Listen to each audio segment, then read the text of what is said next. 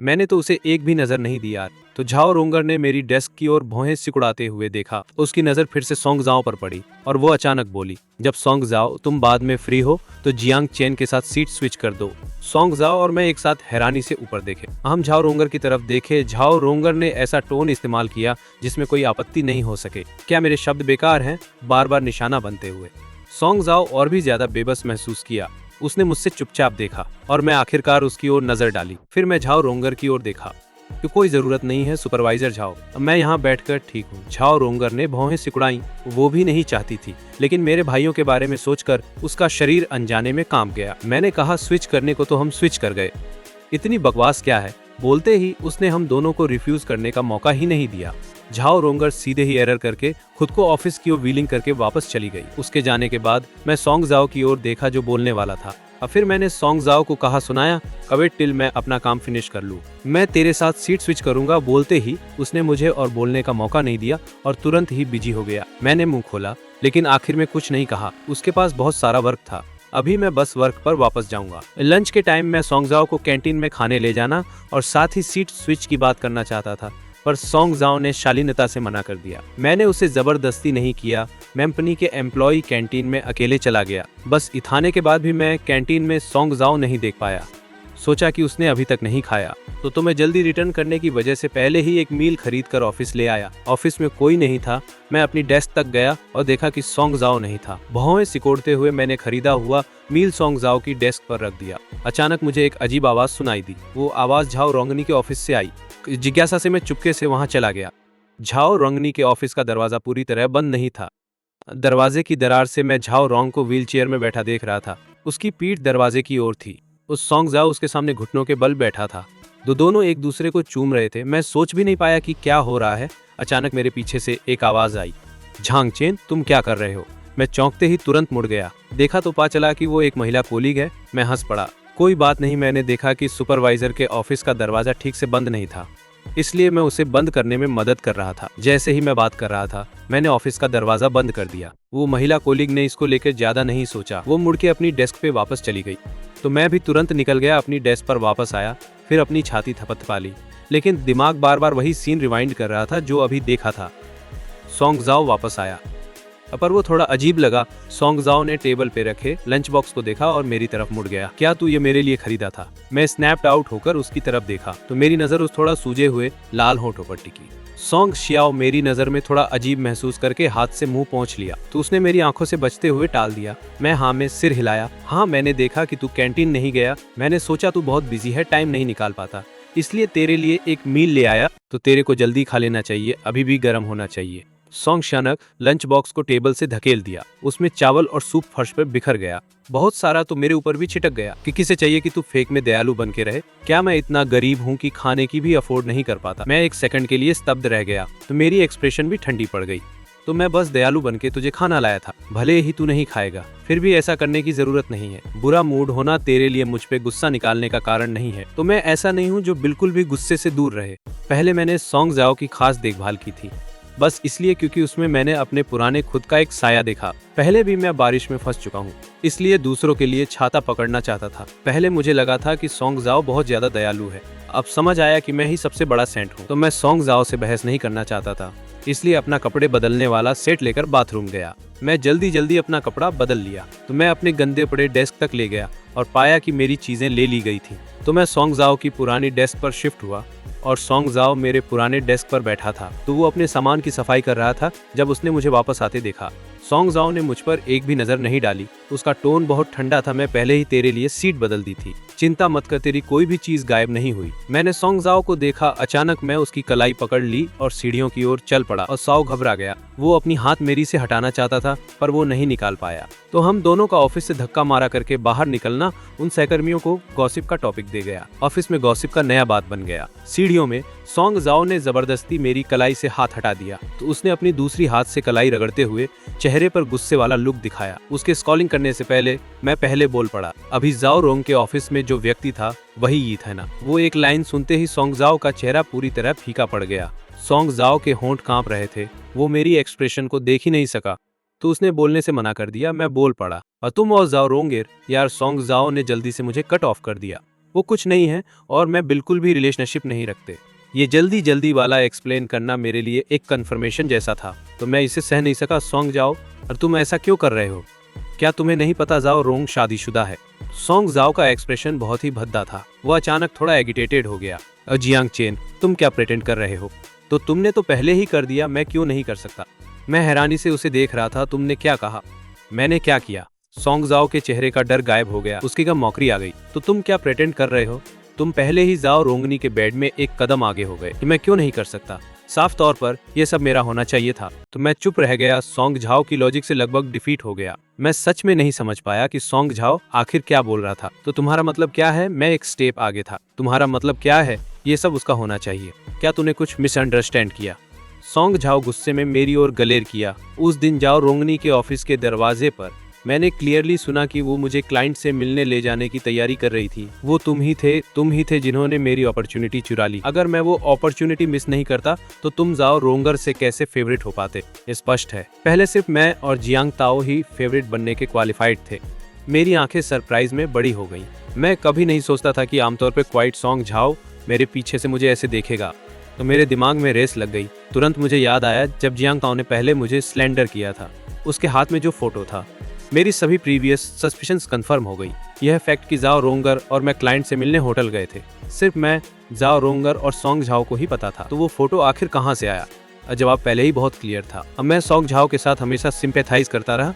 उससे मुझे full disgust हुआ। जब मैं बोला, मेरा टोन कॉर्ड और डिस्टेंट था। चाहे तुम बिलीव करो या ना करो, मैंने तुमसे कोई भी अपॉर्चुनिटी नहीं स्टॉल किया। तो तुम एक इंटर्न के तौर पर जाओ रोंगर से इस बारे में भी कॉन्फ्रंट कर सकते हो। ये तुम्हें आखिरी सच्चा एडवाइस देगा। गलत रास्ता मत ले। इतना कह के मैं सीढ़ियों से पीछे मुड़ के नहीं देखा और निकल गया। तो पर मैं ऑफिस में वापस नहीं गया। अचानक मुझे बाई लुयान से मिलना सच में बहुत मन हुआ, पर मैं ऊपर जाके उसे ढूंढने के लिए जल्दी नहीं की। इसके बजाय मैंने फोन निकाला और लुयान को मैसेज भेजा, तुम व्यस्त हो, अभी थोड़ा मिलना है तुम्हें। मैसेज भेजते ही दूसरा जल्दी से रेस्पॉन्ड किया, मैं फ्री हूँ, तो मैं अपना असिस्टेंट भेजूंगा तुम्हें पिकअप करने के लिए। वो अभी भी सवालिया लहजे में था। मेरा मूड थोड़ा बेहतर हो गया। एक पल सोचा और कहा, मैं एलिवेटर पर इंतजार करूंगा। मैसेज भेजते ही सीधे एलिवेटर के दरवाजे पर गया। रास्ते में कुछ कॉलिग्स से टकरा गया जो अभी अभी वापस आ रहे थे। मुझे अभी भी बाहर निकलते देख वो थोड़ा हैरान हुए। मैंने बाहर कुछ करने का बहाना बनाया और जल्दी से निकल गया। शाओली को बाई लुयान की इंस्ट्रक्शन मिली। वो सी नीचे आया मुझे पिकअप करने के लिए।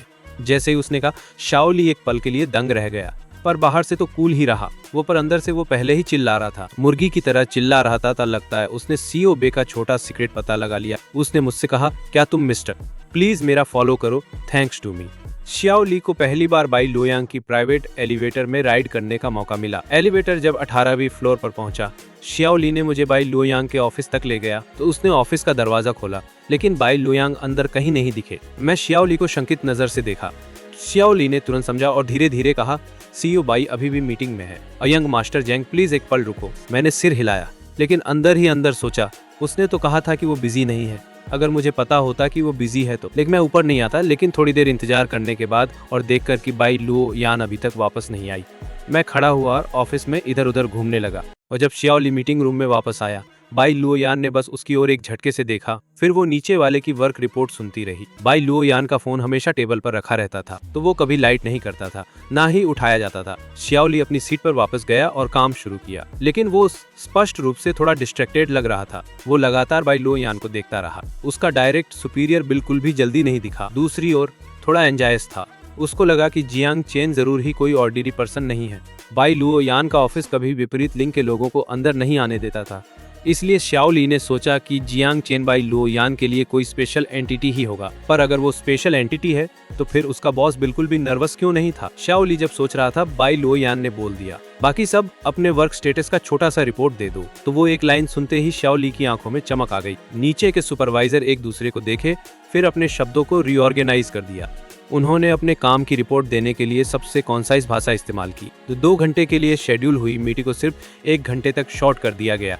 तो मीटिंग खत्म होते ही लुओ यान ने एक भी पल नहीं रुका, खड़े होकर सीधे अपने ऑफिस की तरफ चल पड़ी। और सब लोग एक दूसरे को देख रहे थे, ये नहीं समझ पा रहे थे कि क्या हुआ। क्यों उन्हें लगा कि सीईओ बाई आज बहुत जल्दी में लग रही थी। बाई लुओ यान वाकई में जल्दी में थी। एक तरफ वह नहीं चाहती थी कि मैं उसे बहुत देर तक वेट करूं, वो दूसरी तरफ वह मीटिंग को पोस्टपोन नहीं करना चाहती थी। इसलिए उसे सिर्फ मीटिंग टाइम को शॉर्ट करना पड़ा। तो मैंने भी नहीं सोचा था कि मैं ऐसे ही वेट करता रहूंगा। मैं पूरी 1 घंटा वेट कर रहा था, बस वेट करते करते। तो मेरे फोन की रिंग लगातार बजती रही, पर मेरे पास ध्यान देने का टाइम नहीं था। मैंने सीधे सियारोंग एरे को लीव मांगते हुए मैसेज भेजा और फिर उसे म्यूट कर दिया। अचानक ऑफिस का दरवाजा धक्का मारते हुए खुल गया। मैं ऊपर देखी और दरवाजे पर बाई लुयान को देख लिया। मैं अनजाने में स्माइल कर दिया। तो बाई लुयान ने ऑफिस का दरवाजा बंद कर दिया। तो उसने तो इसे लॉक भी कर दिया, फिर खुद को मेरी बाहों में फेंक दिया। तो तू बहुत टाइम इंतजार कर रहा था। मैं सिर हिलाते हुए अपना सिर नीचे करके उसके सिर के ऊपर नजदीक आया। मेरे चेहरे पर एक स्माइल आ गई। तो मैं इतना टाइम नहीं रुका। अगर मुझे पता होता कि तू इतना बिजी है तो मैं नहीं आता। बाई लुयान हल्के से हंसी और तुरंत अपनी बाहें मेरी गर्दन के चारों ओर कसकर लपेट ली। ये ठीक नहीं है, अब तू यहाँ है तो निकलने की भी सोच मत कर। उसने मुझे एक किस दिया। मैं अभी अभी सिर हिलाया था जब बाई लुयान के होंठ मेरे होंठ में फंस गए। वो अनजाने में आंखें बंद कर बैठी। उसके हाथ मेरे कॉलर को कसकर पकड़ रहे थे। मैंने उसकी गर्दन की पीठ पकड़ी, धीरे धीरे किस को गहरा किया। मैं जब किस खत्म हुआ मैंने आंखें खोल ली। बाई लुयान का चेहरा इतना लाल था जैसे खून निकलने वाला हो। मैं हंसा और उसे चिढ़ाया, तूने ऑफिस में ही मुझे ऐसे ही किस कर दिया। तो अगर कोई अंदर आ गया तो बाई लुयान के मुंह का कोना हल्का सा उठ गया। दरवाजा लॉक है, वैसे भी किस तो पहले ही खत्म हो गया। तो अब तू ये बात याद करके कह रहा है थोड़ा लेट तो नहीं हो गया। तो मैं हाथ बढ़ाकर बाई लुयान को धकेल दिया। लो बाई लुयान फिर से खुद को मेरी बाहों में फेंक दी। अचानक तू मुझे देखना क्यों चाहता था? क्या आस है? मैं अपने होंठ एक साथ दबा दिया। लंबे पलों के बाद मैं धीरे धीरे सिर हिलाया। थोड़ा सा उदास हूँ। बाई लुयान ने भौहें चढ़ा ली, मेरी ओर मुड़ी और मेरी आंखों में देखा। क्यों किसी ने तुझे धौंसिया बनाया? मैं सिर हिलाया। मैं बहुत ताकतवर हूँ, कौन मुझे धौंसिया बना सके? वो बस एक आंख थी, बाकी शब्द बाहर नहीं आ सके। मुझे नहीं पता था कहाँ से शुरू करूं। बहुत देर तक हिचकिचाने के बाद अचानक मैं एक बड़ी सांस ली। सब कुछ बीत गया है। इंसान सिर्फ एक बार ही बेवकूफ बनता है। चिंता मत कर, कोई भी मुझे धौंसिया नहीं बना सकता। अगर मैं ऐसी चीज से टकरा जाऊं जो मैं संभाल नहीं पाऊं तो मैं जरूर तुझे ढूंढने आऊंगा। ठीक है, मैंने बाई लुयान की कमर में बाहें डाल ली। अब जब मैं सोंग झो की असली सच्चाई जान गया हूँ, अब मैं इतना बेवकूफ नहीं रहूंगा कि उसे मेरे खिलाफ साजिश करने दूं। मानता हूँ पहले मैं थोड़ा उदास था, शायद सिर्फ इसलिए था कि मैं बाई लुयान को देखना चाहता था। बाई लुयान ने मुझे गले लगाया। उसकी आंखें नरम थीं, पर उसने कुछ नहीं कहा। इसे देख के मैं झुका और उसके गाल पर एक तेज किस मार दिया। चिंता मत कर, मैं तेरी इन्वेस्टिगेशन नहीं रोकूंगा, पर कोई एक्शन मत लेना। इसे मैं ही संभाल लूं, ठीक है? अब बाई लुयान ने मुझको गहरी नजर से देखा। वो बेबस होकर सिर हिला दी। क्या तू आज आफ्टरनून वर्क कर रहा है? मैंने सिर हिलाया। मैं पहले ही आधा दिन ऑफ ले चुका हूँ, तो मेरे पास जाने को जगह नहीं है। मिस बाई, कृपया मुझे आज आफ्टरनून के लिए ले लो। बाई लुयान हंसते हुए बोली, मेरे पास अभी भी आज आफ्टरनून वर्क है। ठीक है, मैं उसकी तरफ मुस्कुराया। कोई बात नहीं, वो साइड में रख देंगे। तो मैं तेरे वर्क के दौरान तुझे परेशान नहीं करूंगा। अपने वर्क पर फोकस कर। मैंने बाई लुयान की कमर से लगी अपनी हाथों को छोड़ दिया। मैं सोफा पर फिर से बैठने वाला था, लेकिन बाई लुयान मेरे लैप पर बैठ गई। मैंने उसे संदेह से देखा। बाई लुयान ने धीरे धीरे अपना चेहरा मेरे नजदीक लाया। संकेत और साफ नहीं हो सकता था। मेरे होंठों की स्माइल लगभग अनकंट्रोल थी। मैं झुका अपनी गर्लफ्रेंड की छोटी सी भीम पूरी करने के लिए। जैसे ही मेरे होंठ बाई लुयान के गाल को छूने वाले थे, उसने अचानक सिर घुमा दिया। एक किस उसके लाल होंठों पर लैंड कर गई। तो पता चला कि जियांग चेन मेरे होंठों को और ज्यादा किस करना चाहता था। इससे पहले कि उसके कलिप्सस शब्द निकलता, मैंने सीधे बेई लुयान का मुंह अपने हाथ से कवर कर लिया। तो एकदम शांत रहो। फिर मैंने उसे पीछे पुश किया। बेई लुयान उस बिल्ली की तरह थी जिसने अभी अभी कोई स्नैक चुराया हो। उसने मेरी तरफ एक जेंटल एक्सप्रेशन के साथ देखा। तो मैंने उसे हाथ से जाने का इशारा किया। जाओ अब। क्या तुमने अपना सारा काम फिनिश कर लिया है और तुम्हारे पास अभी भी यहाँ आलस करने का टाइम है? बेई लुयान जोर से हंस पड़ी। ठीक है, अब मैं तुम्हें और टीज नहीं करूंगी। मैं तुम्हें बाहर खाना खिलाने ले जाऊंगी। जैसे ही बेई लुयान वर्क मोड में आई, वो जल्दी ही भूल गई कि मैं अभी भी ऑफिस में हूँ। उस दौरान शाओ ली भी एक बार डॉक्यूमेंट्स देने अंदर आया। हर बार वो बिना इधर उधर देखे अंदर आता था और वो बिना इधर उधर देखे ही चला भी गया। मैं सच में वैसा ही था जैसा उसने कहा था। मैं बिना कोई आवाज किए या उसे डिस्टर्ब किए एक साइड में बैठा रहा। बस कभी कभी मैं बेई लुयान को खोया खोया सा घूरने लगता था। बेई लुयान बहुत ब्यूटीफुल है और उसका ऑरा बहुत ही ग्रेट है। ऐसे किसी इंसान के साथ एक ही स्पेस में होना, मेरे लिए उसकी तरफ अट्रैक्ट ना होना बहुत मुश्किल है। बेई लुयान बोली। जियांग चेन, क्या तुम अभी भी चाहते हो कि मैं ढंग से काम करूं? उसकी आवाज एकदम क्लियर और सुरीली थी। मैंने फौरन अपनी नजरें हटा ली। मैंने कवर अप के लिए कॉफी टेबल से केक का एक पीस उठा लिया। बाई लुयान की उस बात की वजह से मेरी उसे दोबारा वैसे घूरने की हिम्मत नहीं हुई। तो मैंने अपना फोन निकाल लिया। मेरा इरादा बस फोन चलाकर टाइम किल करने का था। तो मुझे नहीं पता कि कितना टाइम बीत गया था। बाई लुयान अपने काम में एकदम बिजी थी। अचानक उसे एक लय में चलती सांसों की आवाज सुनाई दी। तो बाई लुयान ने सोफे की तरफ देखा और पाया कि मैंने कब सोफे पर सो गया था और मेरा हाथ सोफे से नीचे लटक रहा था जिसमें अभी भी फोन था। और ये देखकर कि फोन जमीन पर गिरने ही वाला है, बाई लोयान जल्दी से उठी और सोफे के पास आई। उसने सही टाइम पर उसे पकड़ लिया। मैं पूरी तरह बेखबर था, अभी भी गहरी नींद में। तो बाई लोयान सोफे के पास नीचे बैठी और मेरा सोता हुआ चेहरा देखकर उसके चेहरे पर एक हल्की सी स्माइल आ गई। वो धीरे से नीचे झुकी और उसके पतले होंठ धीरे से नीचे की ओर झुके। अचानक शाओ ली की आवाज आई, कहम सीओ बाई, इन डॉक्यूमेंट्स पर आपके अर्जेंट सिग्नेचर चाहिए, प्लीज एक बार देख लीजिए। शाओ ली बोलना तो नहीं चाहता था, पर जैसे ही उसने एंटर किया उसके हाथ में जो डॉक्यूमेंट्स थे उन पे बाई लोयान के सिग्नेचर बहुत जरूरी थे। उसने वो सीन देख लिया था, वो सीन बहुत ही प्यारा। उसकी तो बेसिकली बोलने की हिम्मत ही नहीं हो रही थी। तो बाई लोयान के चेहरे पर शर्मिंदगी का कोई निशान नहीं था। उसने अपना सिर नहीं घुमाया, इसके बजाय उसने धीरे से मुझे ब्लैंकेट ओढ़ा दिया। तभी उन्होंने शाओ ली को डॉक्यूमेंट्स पास लाने को कहा।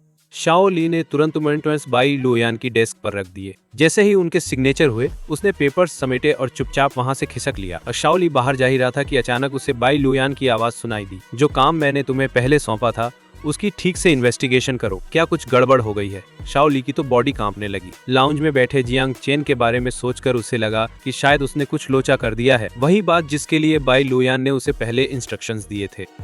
सीओबे, मैं अभी जाकर चेक करता हूँ। बाई लोयान अपनी डेस्क के पीछे बैठी थी। उनकी नजरें लाउंज के गेट पर टिकी थी और आंखों में कुछ गहरे थॉट्स थे। तो अभी थोड़ी देर पहले उन्हें रियलाइज हुआ था कि मेरा मूड कुछ ऑफ है, तो वो बस ये जानना चाहती थी कि आखिर हुआ क्या है। और उस इंसान के बारे में सोचकर जो उनके सामने लेटा था उनका दिल भर आया। बाई लोयान के चेहरे पे एक हल्की सी स्माइल आ गई। मेरी नींद बहुत अच्छी पूरी हुई। जब मैंने अपनी आंखें खोली तो चारों तरफ एकदम अंधेरा था। मुझे थोड़ी देर बाद होश आया कि मैं सोफे पर लेटा हुआ हूँ।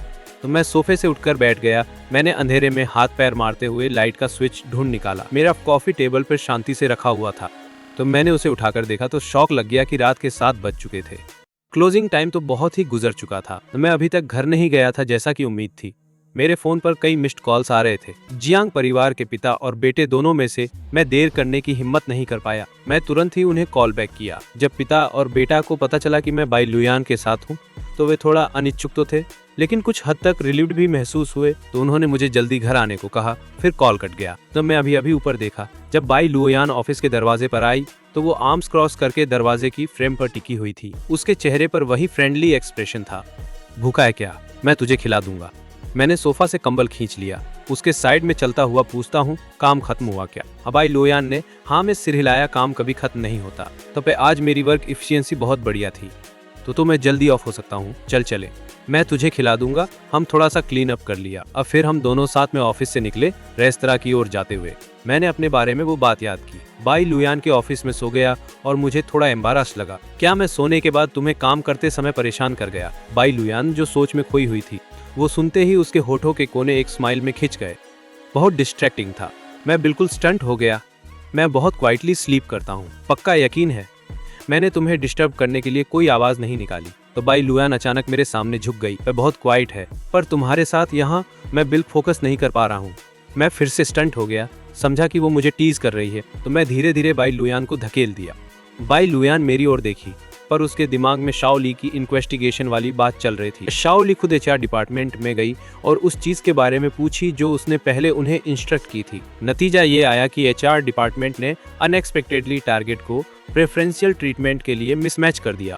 जिसको प्रेफरेंशियल ट्रीटमेंट देना था वो जियांग चेन था, पर अंत में सोंग झाओ नाम का कोई और मिला। बिजनेस डिपार्टमेंट में जो हुआ शाओ ली को पर्सनली पूछने की जरूरत नहीं थी, वो खुद ही जान गई। जब उसने डिटेल्स सुनी, शाओ ली लगभग कोलैप्स हो गई। उसने ट्रेजिक मूड लेकर वो बात बाई लोयान को बताई। तो बाई लोयान ने होंठ बंद कर लिए और कुछ नहीं कहा। उसके चेहरे का एक्सप्रेशन भी नहीं बदला। शाओ ली एक पल के लिए उसके थॉट्स का अंदाजा नहीं लगा पाई। वो बस साइड में खड़ा रह गया, हिलते डुलते। अंत में बाई लोयान ने शाओ ली को फायर नहीं किया। इस मामले की गलती को छोड़कर शियाओ ली की वर्केबिलिटी बहुत बढ़िया थी, और भी वो ऐसी सुपीरियर नहीं थी जो ब्यूटी से ब्लाइंड हो जाए। तो बाई लोयान मेरे बाहों में घुस गई। उसकी आवाज नरम थी। क्या तुम्हें लगता है कि तुम्हें बुरा लगा? मैं एक पल के लिए हैरान रह गया। तो फिर मुझे समझ आया बाई लोयान को सब कुछ पता ही होना चाहिए था। मैंने लोयान की कमर के चारों ओर अपना आर्म लपेटा। तो मुझे बुरा नहीं लग रहा। वैसे भी निश्चिंत रहो, मैं अब और मूर्ख नहीं बनूंगा। अगर दूसरे मेरे साथ गड़बड़ नहीं करेंगे तो मैं भी उनके साथ गड़बड़ नहीं करूंगा। मैं बस वहाँ चुपचाप खड़ा होकर मार नहीं खाऊंगा। बाई लोयान ने सिर हिलाया। मेरा चेन मेरे मूड को कंफर्ट करने में सबसे बेस्ट है। बाई लोयान ने मुझे एक शानदार डिनर पर ले गया। इससे डिनर के बाद मेरे दिल की छोटी सी उदासी हवा में गायब हो गई। ताकि जियांग पिता पुत्र मुझे जिंदा खा ना ले। बाई लुयान ने मुझे सीधे घर ले गई और बाई लुयान और मेरा साथ होना दोनों परिवारों के बड़े लोग जान ही चुके हैं। तो कार से बाहर निकलते ही बाई लुयान ने तुरंत मेरा हाथ पकड़ लिया और हम जियांग परिवार के पुराने घर की ओर चल पड़े। हम चुपचाप बहुत धीरे धीरे चलते रहे और सिर्फ यही आशा थी कि घर की ये राह थोड़ा लंबी हो। मैंने अपना सिर घुमा दिया अपने एंगल से। मैं सिर्फ देख पा रहा था ली ओयांग की परफेक्ट साइड प्रोफाइल से। पर चाहे किस एंगल से देखो, ये पर्सन बहुत ब्यूटीफुल था। ली ओयांग, क्या तुम सच में पहले कभी भी कोई दूसरा बॉयफ्रेंड नहीं रखा? बे ली ओयांग के होठ का कोना हल्का सा उठ गया। जियांग चेन मेरी रिलेशनशिप हिस्ट्री की जांच कर रहा है क्या? मैं शर्माते हुए नजरें हटा ली। नहीं, बिल्कुल नहीं। तो मुझे बस ऐसा लग रहा है कि मैं एक बार प्यार में पड़ चुका हूँ। तो तुम्हें कभी भी प्यार नहीं किया होना चाहिए था, है ना? तो वरना तुम्हें बहुत ज्यादा डिसएडवांटेज नहीं होता क्या? वैसे भी तुम तो बहुत आउटस्टैंडिंग हो। क्या तुम सच में कभी प्यार नहीं किया? मैं वाकई बहुत क्यूरियस हूँ। तो बाई लुयान ने बहुत सीरियसली सिर हिलाया। नहीं, तुमसे पहले भी मैं हमेशा तुम्हारे लिए खुद को प्योर रखती थी। माफित करो, शुरू से अंत तक मेरे पास सिर्फ तुम ही रहे। अब प्यार के सुनने में बहुत स्वीट होते हैं, दिल को अनकंट्रोल्डली धड़काते हैं। बस वही फ्रेज, खुद को प्योर रखा, क्या तुम सच में ऐसे यूज करते हो जबकि मैंने कुछ नहीं कहा? बाई लुयान ने आगे कहा, पहले तुम्हारी बहन और मैं लगभग इनसेपरेबल थी। चाहे मैं एम्बिग्यूअस हूँ या दूसरे बॉयज के साथ इंटरेक्टेड, वो सबसे बेहतर जानती थी। मैं हिचकिचाया इनसेपरेबल। तो तुम्हारा रिलेशनशिप वाकई बहुत अच्छा होगा। क्या किसी ने तुम्हें भी सस्पेक्ट नहीं किया?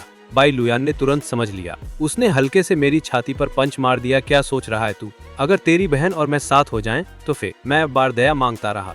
मैं बस कह रहा था ज्यादा सेंसिटिव मत बन। बाई लुयान ने धीरे धीरे अपने हाथ मेरे कंधों पर रखे।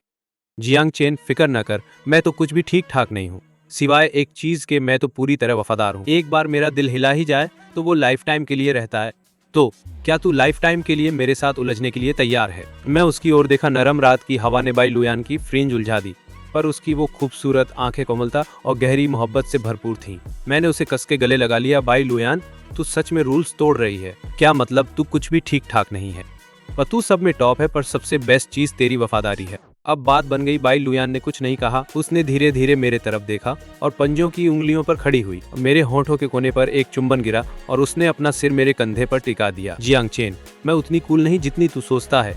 तो मेरे पास भी एक साइड है जो किसी को नहीं पता, पर अभी मैं नहीं चाहता तू उसे देखे। मैंने सिर थोड़ा झुकाकर उसे देखा। मेरा कान धीरे धीरे बाई लुयान के पतले होठों के पास से फिसला। हम दोनों बिल्कुल शॉक हो गए। बाई लुयान सीधी खड़ी हो गई। उसने हाथ से अपने होठ ढक लिए।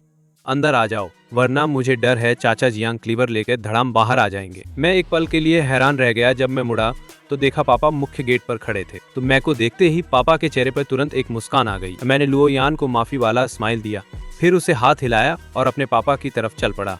पापा ने हंसी में जवाब दिया। उनकी नजर गेट पर बाई लुयान पर थोड़ी शरारती अदा के साथ पड़ी। तो मेरे पास कोई चॉइस नहीं बची सिवाय पापा को दरवाजा धकेलने के। दरवाजा बंद करने से पहले मैंने लुयान को देखा जो अभी भी गेट पर खड़ी थी, और मैंने एक पल सोचा और उसके लिए मुंह से गुड नाइट कहा। बाई लुयान मुस्कुराई और सिर हिलाया जब तक जियांग परिवार का मुख्य गेट बंद नहीं हो गया। फिर मुड़ी और बगल वाले घर की ओर चल पड़ी। रास्ते में बाई लुयान के चेहरे की स्माइल गायब हो गई। उसने अपना फोन निकाला और एक नंबर डायल किया। शाओली, मेरी थोड़ी मदद कर दे।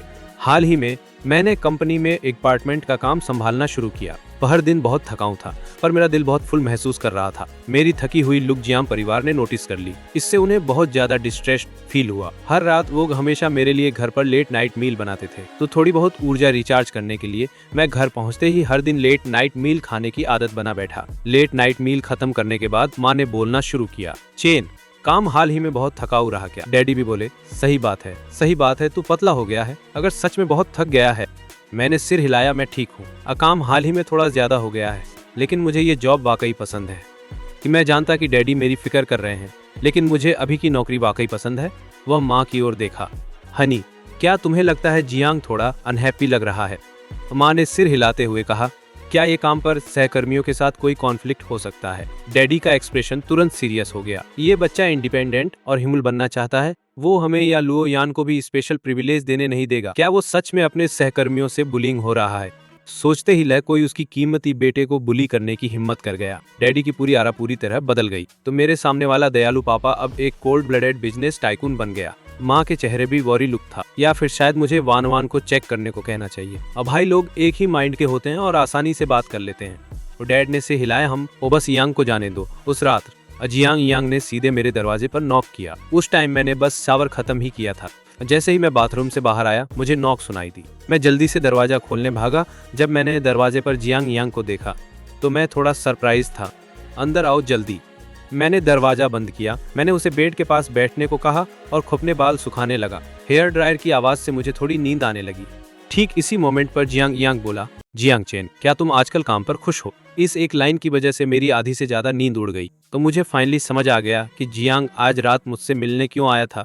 ये काफी सही है। फैमिली के सामने तो इसे खुशी ही माना जा सकता है। तो मैं झूठ नहीं बोलना चाहता था, पर मेरे स्मार्ट जवाब से जियांग समझ गया कि उसका छोटा भाई सच में काम पर खुश नहीं था। जियांग यांग ने तुरंत ज्यादा प्रेशर नहीं डाला। तो उसने मेरे बाल सूखने तक वेट किया, फिर स्माइल के साथ पूछा, जियांग चेन, क्या तुम मुझे बता सकते हो कि क्या हुआ? मैंने जियांग यांग की तरफ देखा। बोलने में थोड़ी हिचकिचाहट हो रही थी। जब जियांग को लगा कि मैं नहीं बोलूंगा, तभी मैंने उसे वो सब बता दिया जो इस बीच हुआ था। होटल और कंपनी में जो मैंने क्रेजी हरकतें की थी, वो हिस्सा मैंने नहीं बताया। तो मैं नहीं चाहता था कि जियांगली को ऐसा लगे कि 20 साल बाहर भटकने की वजह से मुझ में कुछ बैड हैबिट्स आ गई हैं। जियांग यांग को पता था कि मैंने पक्का सब कुछ नहीं बताया है, पर इतना काफी था।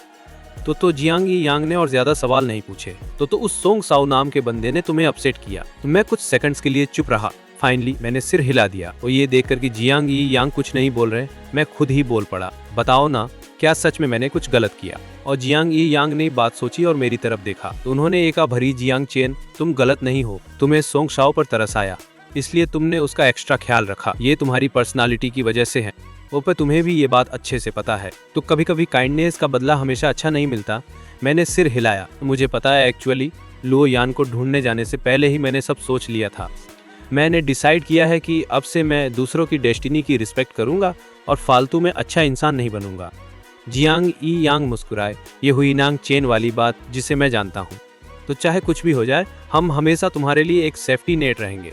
तुम्हें डरने की कोई जरूरत नहीं है। मैं थोड़ा इमोशनल हो गया और बोला, भाई थैंक। जियांग यांग मेरे रूम से बाहर आया। उसने पीछे मुड़कर देखा तो मम्मी पापा पास ही खड़े थे। जियांग यांग एकदम से डर गया। उसने बड़ी मुश्किल से अपनी चीख रोकी ताकि रूम में मेरी गहरी नींद न टूट जाए। वो मम्मी पापा को खींचकर नीचे ले गया। मॉम, आप दोनों अभी तक जागे हुए क्यों हो? डैड के चेहरे पर टेंशन साफ दिख रही थी। थकान का तो नामो निशान भी नहीं था। तई यांग, तेरे भाई ने क्या बोला? जियांग यांग ने अपने होंठ भींच लिए। जियांग चेन को सच में कंपनी में कुछ इश्यूज हो रहे हैं। एक कलीग के साथ थोड़ी अनबन चल रही है। ये वो एक इंटर्न है जो उसी के साथ सेम बैच में कंपनी में आया था। बस एक इंटर्न। उस इंटर्न ने क्या किया? जियांग ही ये अपनी बात सही से फ्रेम की और बताया कि कैसे मैंने झाओ की हेल्प की थी और उसने मुझे गलत समझ लिया। तो मम्मी पापा का चेहरा गुस्से से एकदम उतर गया। वो बोले कि हमारे चेन ने मैनेजर को सिड्यूस किया। क्या वो अंधा है? क्या कोई भी एरा गैरा हमारे जियांग चेन के लायक है? ये देखकर डैड अब भड़कने वाले हैं। मॉम और जियांग यांग तुरंत उन्हें रोकने के लिए आगे आए। मॉम ने मिस्टर जियांग को शांत रहने के लिए समझाया और जियांग यांग ने भी यहाँ मिलाई। डैड प्लीज एजिटेटेड मत हो, गुस्सा मत करो। उन दोनों के समझाने पर डैड को फाइनली थोड़ा होश आया। उनके एक्सप्रेशंस थोड़े अजीब और खराब लग रहे थे। वो इंटर्न, जियांग यांग को पता था डैड क्या बोलने वाले हैं। वो अभी भी बाई कॉर्प में ही है। अभी उसका इंटर्नशिप पीरियड चल रहा है। कंपनी बिना किसी वैलिड रीजन के किसी इंटर्न को फायर नहीं कर सकती। भले ही जियांग और बाई फैमिलीज काफी पावरफुल हैं, पर वो ऐसे लोग नहीं हैं जो कंपनी के रेगुलेशंस के खिलाफ जाएं। भले ही सोंग साओ बहुत इरिटेटिंग है, पर फिलहाल वो उसका कुछ नहीं बिगाड़ सकते। डैड के चेहरे पर साफ दिख रहा था कि वो कितने अपसेट हैं। मॉम बेबस थी, वो तो बस एक मामूली सा बंदा है। आप इतना गुस्सा क्यों हो रहे हो? जियांग यांग ने मुस्कुराते हुए कहा, टेंशन मत लो डैड, आपके बेटे के पास अपने जुगाड़ हैं।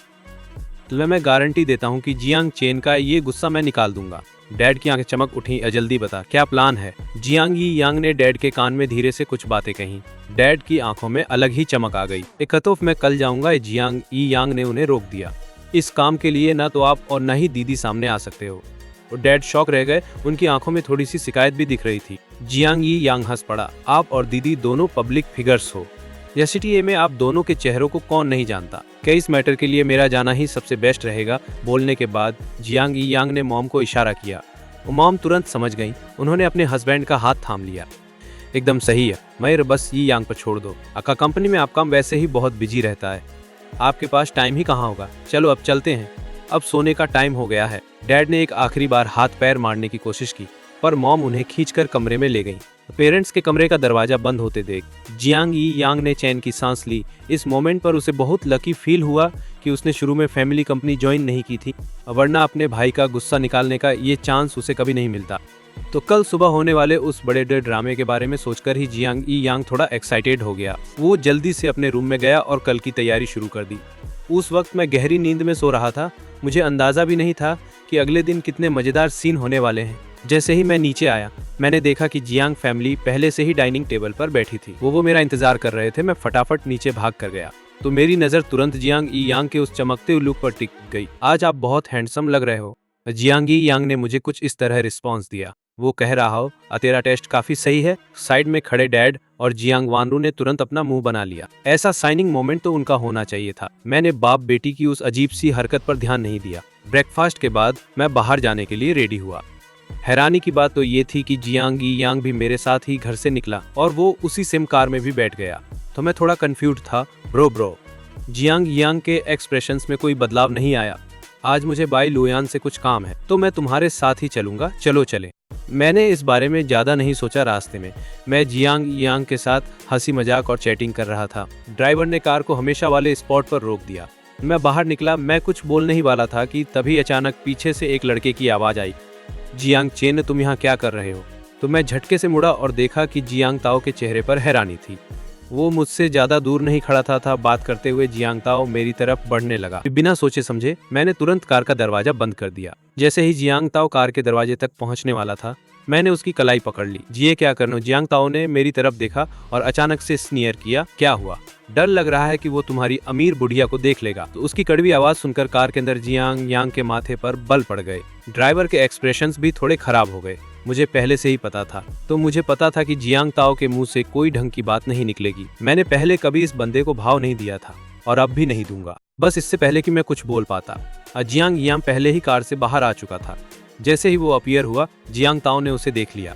वो पूरी तरह से शॉक हो गया। उसने कार में किसी और को ढूंढने की कोशिश भी की, पर ड्राइवर के अलावा कार में और कोई था ही नहीं।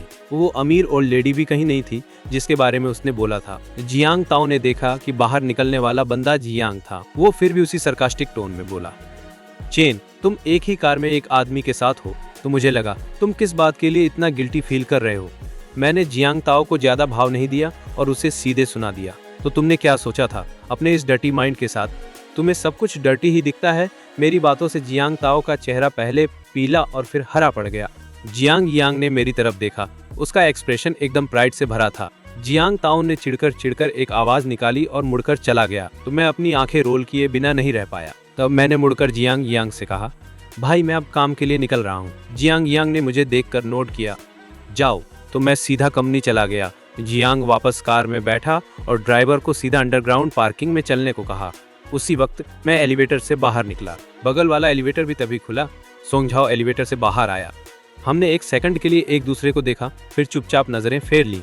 कल के इंसिडेंट के बाद सोंगझाओ और मैं एकदम स्ट्रेंजर्स की तरह हो गए थे। हम एक के बाद एक ऑफिस में घुसे, अपनी डेस्क पर बैठे और काम शुरू कर दिया। झाओ रोंग एट टाइम पर कंपनी पहुंच गई। उसके दोनों पैरों पर अभी भी प्लास्टर था और वो व्हीलचेयर पर बैठी थी। वो ऑफिस में घुसी ही थी कि तभी कुछ पुलिस ऑफिसर्स उसके पीछे पीछे अंदर आ गए। उनका टारगेट एकदम क्लियर था। वो सीधे झाओ रोंग एयर के ऑफिस की तरफ गए। थोड़ी ही देर में ऑफिस से झाओ रोंग एयर के बेगुनाही का शोर मचाते हुए रोने की आवाजें आने लगी। वो पुलिस ऑफिसर्स किसी को अरेस्ट करने आए थे, सिचुएशन के बारे में पूछताछ करने नहीं। वैसे ही सबने झाओ रोंग एयर को आते और जाते हुए देखा।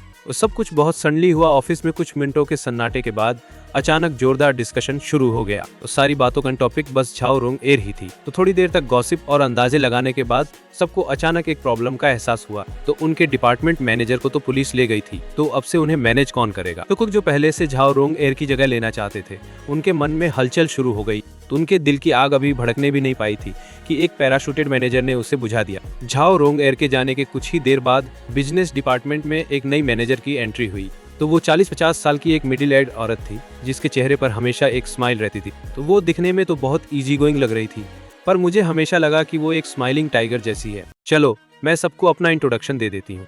मेरा सरनेम वांग है, मैं आपकी नई मैनेजर हूँ। पिछली वाली झाओ रोंग ने रिजाइन कर दिया है। मैं ही आप सबको लीड करूंगी। तो मैनेजर वांग ने अपना इंट्रोडक्शन खत्म किया और स्माइल करते हुए वहीं खड़ी रही। तो सब एक दूसरे को देखने लगे, किसी की कुछ बोलने की हिम्मत नहीं हुई। मैनेजर वांग ने सेटिस्फेक्शन के साथ सिर हिलाया। बस मुझे इतना ही कहना था, अब सब अपने काम पर लग जाओ। इतना बोलकर मैनेजर वांग मुड़ी और ऑफिस के अंदर चली गई। तो मैनेजर वांग के जाते ही ऑफिस के लोग आपस में खुसर फुसर करने लगे। तो ये तो बढ़िया है, फाइनली अम्मी अब में उस कंजूस झाओ के हाथों टॉर्चर नहीं होना पड़ेगा। अच्छे दिन आने वाले हैं, पर जरूरी नहीं कि ऐसा ही हो। ये मैनेजर वांग भले ही इजी गोइंग लग रही हो, पर जब तक उनकी पर्सनैलिटी समझ ना आए, वो एक स्माइलिंग टाइगर भी हो सकती हैं। और पर जियांग ताओ और सोंग झाओ के लिए सीन थोड़ा अलग था। पहले तो जियांग ताओ के पास वर्कलोड शेयर करने के लिए सोंग झाओ था, तो वो बिजनेस डिपार्टमेंट का सबसे वेल्ला इंसान था। तो पर नई मैनेजर के आने के बाद जियांग ताओ को वो स्पेशल ट्रीटमेंट मिलना बंद हो गया। तो उसकी डेस्क पर डॉक्यूमेंट्स का ढेर भी लग गया। अपनी डेस्क पर डॉक्यूमेंट्स का पहाड़ देखकर जियांग ताओ ने काम करना बंद कर दिया। उसने सीधे आधे से ज्यादा डॉक्यूमेंट्स उठाए और सोंग झाओ के सामने रख दिए। कहे तू मेरे लिए कर दे। सोंग झाओ ने तो अभी अपना खुद का काम भी खत्म नहीं किया था, और फिर भी जियांग ताओ ने उसे इतना सारा और काम थमा दिया। दिन खत्म होने से पहले ये सब पूरा करना इम्पॉसिबल था। जब झाओ रोंग एयर बिजनेस डिपार्टमेंट की मैनेजर थी, तब सोंग झाओ की कुछ भी बोलने की हिम्मत नहीं होती थी। अब झाओ रोंग एयर जा चुकी थी, वो अब और झेलना नहीं चाहता था। ये तेरा काम है तो तू खुद ही कर, तो मैं तेरी हेल्प नहीं कर रहा। ये बोलकर सोंग झाओ ने वो डॉक्यूमेंट्स वापस जियांग ताओ की डेस्क पर रख दिए। जियांग ताओ सोंग झाओ को एकदम शॉक कर घूरने लगा। सोंग झाओ, तेरी मुझे मना करने की हिम्मत कैसे हुई? जियांग ताओ थोड़ा डरावना और गुस्से वाला लग रहा था, और सोंग झाओ अनजाने में कांपने लगा और सबकॉन्शियसली मेरी तरफ देखा, पर शुरू से एंड तक मैंने उसकी तरफ एक बार भी नहीं देखा। अब मैं अपनी जगह पर बैठकर अपना काम करती रही और उसके लिए स्टैंड नहीं लिया। तो सोंग झाओ ने अपना सिर झुका लिया, अपनी आंखों के सारे इमोशंस छुपाते हुए। तो जब उसने फिर से ऊपर देखा तो सोंग झाओ का चेहरा बेबसी से भरा हुआ था। जियांग ताओ और बाकी सब इंटर्न्स ही तो थे, तू मुझे ही टारगेट क्यों करता रहता है? आखिर मैंने तेरा बिगाड़ा क्या है? और डॉक्यूमेंट्स पलटते हुए मेरे हाथ थोड़े से रुक गए। जियांग ताओ ने ठंडी आह भरते हुए मुंह बनाया। सोंग झाओ, मेरे सामने ये प्रिटेंड करना बंद करो। तुम्हें क्या लगता है उस दिन तुम्हारा झाओ रोंगनी के ऑफिस में घुसना किसी ने नोटिस नहीं किया? जियांग के मुंह से उस दिन का इंसिडेंट सुनकर सोंग झाओ के एक्सप्रेशंस एकदम से बदल गए। उसका पहला रिएक्शन यही था कि मैंने सब रिवील कर दिया है। उसने अपनी मुट्ठियां भींच ली और मुझे एकदम गुस्से में घूरने लगा। वो लुक इतना फायरी था कि उसे इग्नोर करना इम्पॉसिबल था। मेरे लिए उसे फील ना करना काफी मुश्किल था। मैंने हेल्पलेस होकर एक आह भरी, फिर अपना सिर घुमाया और उसे प्यार से एक्सप्लेन किया। मैंने ये नहीं कहा था मानो या न मानो। सोंग झाओ को रत्ती भर भी बिलीव नहीं हुआ। उसे लगा कि मैंने ही ये सब बताया है। जियांग ताओ बोल पड़ा, तो तुम जियांग चेन की तरफ क्यों देख रहे हो? वो तो किसी काम का नहीं है, और तुम तो उससे भी ज्यादा वर्स्ट हो। मैंने अपनी आंखों से तुम्हें झाओ रोंगनी के ऑफिस में जाते देखा था। सोंग झाओ ने तुरंत उसे बीच में ही इंटरप्ट कर दिया। जियांग ताओ, मैंने तुम्हें बहुत टाइम से बर्दाश्त किया है। तुम चाहे कुछ भी कहो, मैं तुम्हारे काम में तुम्हारी हेल्प नहीं करूंगा। ये आइडिया छोड़ दो। जियांग ताओ एक पल के लिए स्टन रह गया, फिर आगे लपका और सोंग झाओ का कॉलर पकड़ लिया। सोंग झाओ, तुम्हें क्या लगता है तुम किससे बात कर रहे हो? तो तुमसे हेल्प मांगना मतलब तुम्हें मैं कुछ ज्यादा ही वैल्यू दे रहा हूँ। इस चांस का फायदा उठा और मुझे बटरिंग करना शुरू कर दे, तो शायद मैं तुझे स्मूथली फुल टाइम एम्प्लॉय बनने में हेल्प भी कर दूं, या वरना। जियांग ताओ ने अपनी बात पूरी नहीं की, पर उसकी धमकी एकदम क्लियर थी। तो सोंग झाओ भी पीछे नहीं हटा और जियांग ताओ को घूरने लगा। अचानक ऑफिस में तालियों की आवाज गूंजी। तो सब उस आवाज की तरफ देखा तो वहाँ कुछ अनजान लोग खड़े थे। पता नहीं कब से। लीडर एक हैंडसम आदमी था, उसके बगल में मैनेजर वांग खड़ी थी। मैनेजर वांग के एक्सप्रेशंस कुछ खास अच्छे नहीं लग रहे थे। इस बार किसी की गॉसिप करने की हिम्मत नहीं हुई। एक करके सब अपने वर्क स्टेशन की तरफ खिसक लिए। मैनेजर वांग ने जियांग ताओ और सोंग झाओ को घूरा, फिर चेहरा घुमाकर तुरंत स्माइल देने लगी। इससे पहले कि मैनेजर वांग कुछ बोलती, जियांग यांग बोल पड़ा, तो मैनेजर वांग, सुना है आज बिजनेस डिपार्टमेंट में आपका पहला दिन है, क्या ये सही है? मैनेजर वांग ने हाँ में सिर हिलाया। उनके चेहरे की स्माइल एकदम चापलूसी वाली थी। जी हाँ प्रेसिडेंट जियांग, मेरा आज ही इस डिपार्टमेंट में ट्रांसफर हुआ है। जियांगी यांग ने सिर हिलाया। उसकी नजर जियांग ताओ और सोंग झाओ पर पड़ी। मेरे ओपिनियन में बिना रूल्स के कोई सिस्टम नहीं चलता। आपको अपने जूनियर्स को ढंग से मैनेज करना होगा। तो बाई कॉर्पोरेशन फालतू लोगों को नहीं पालती। बेका कचरे को जितनी जल्दी बाहर निकाल दो उतना ही बेटर है।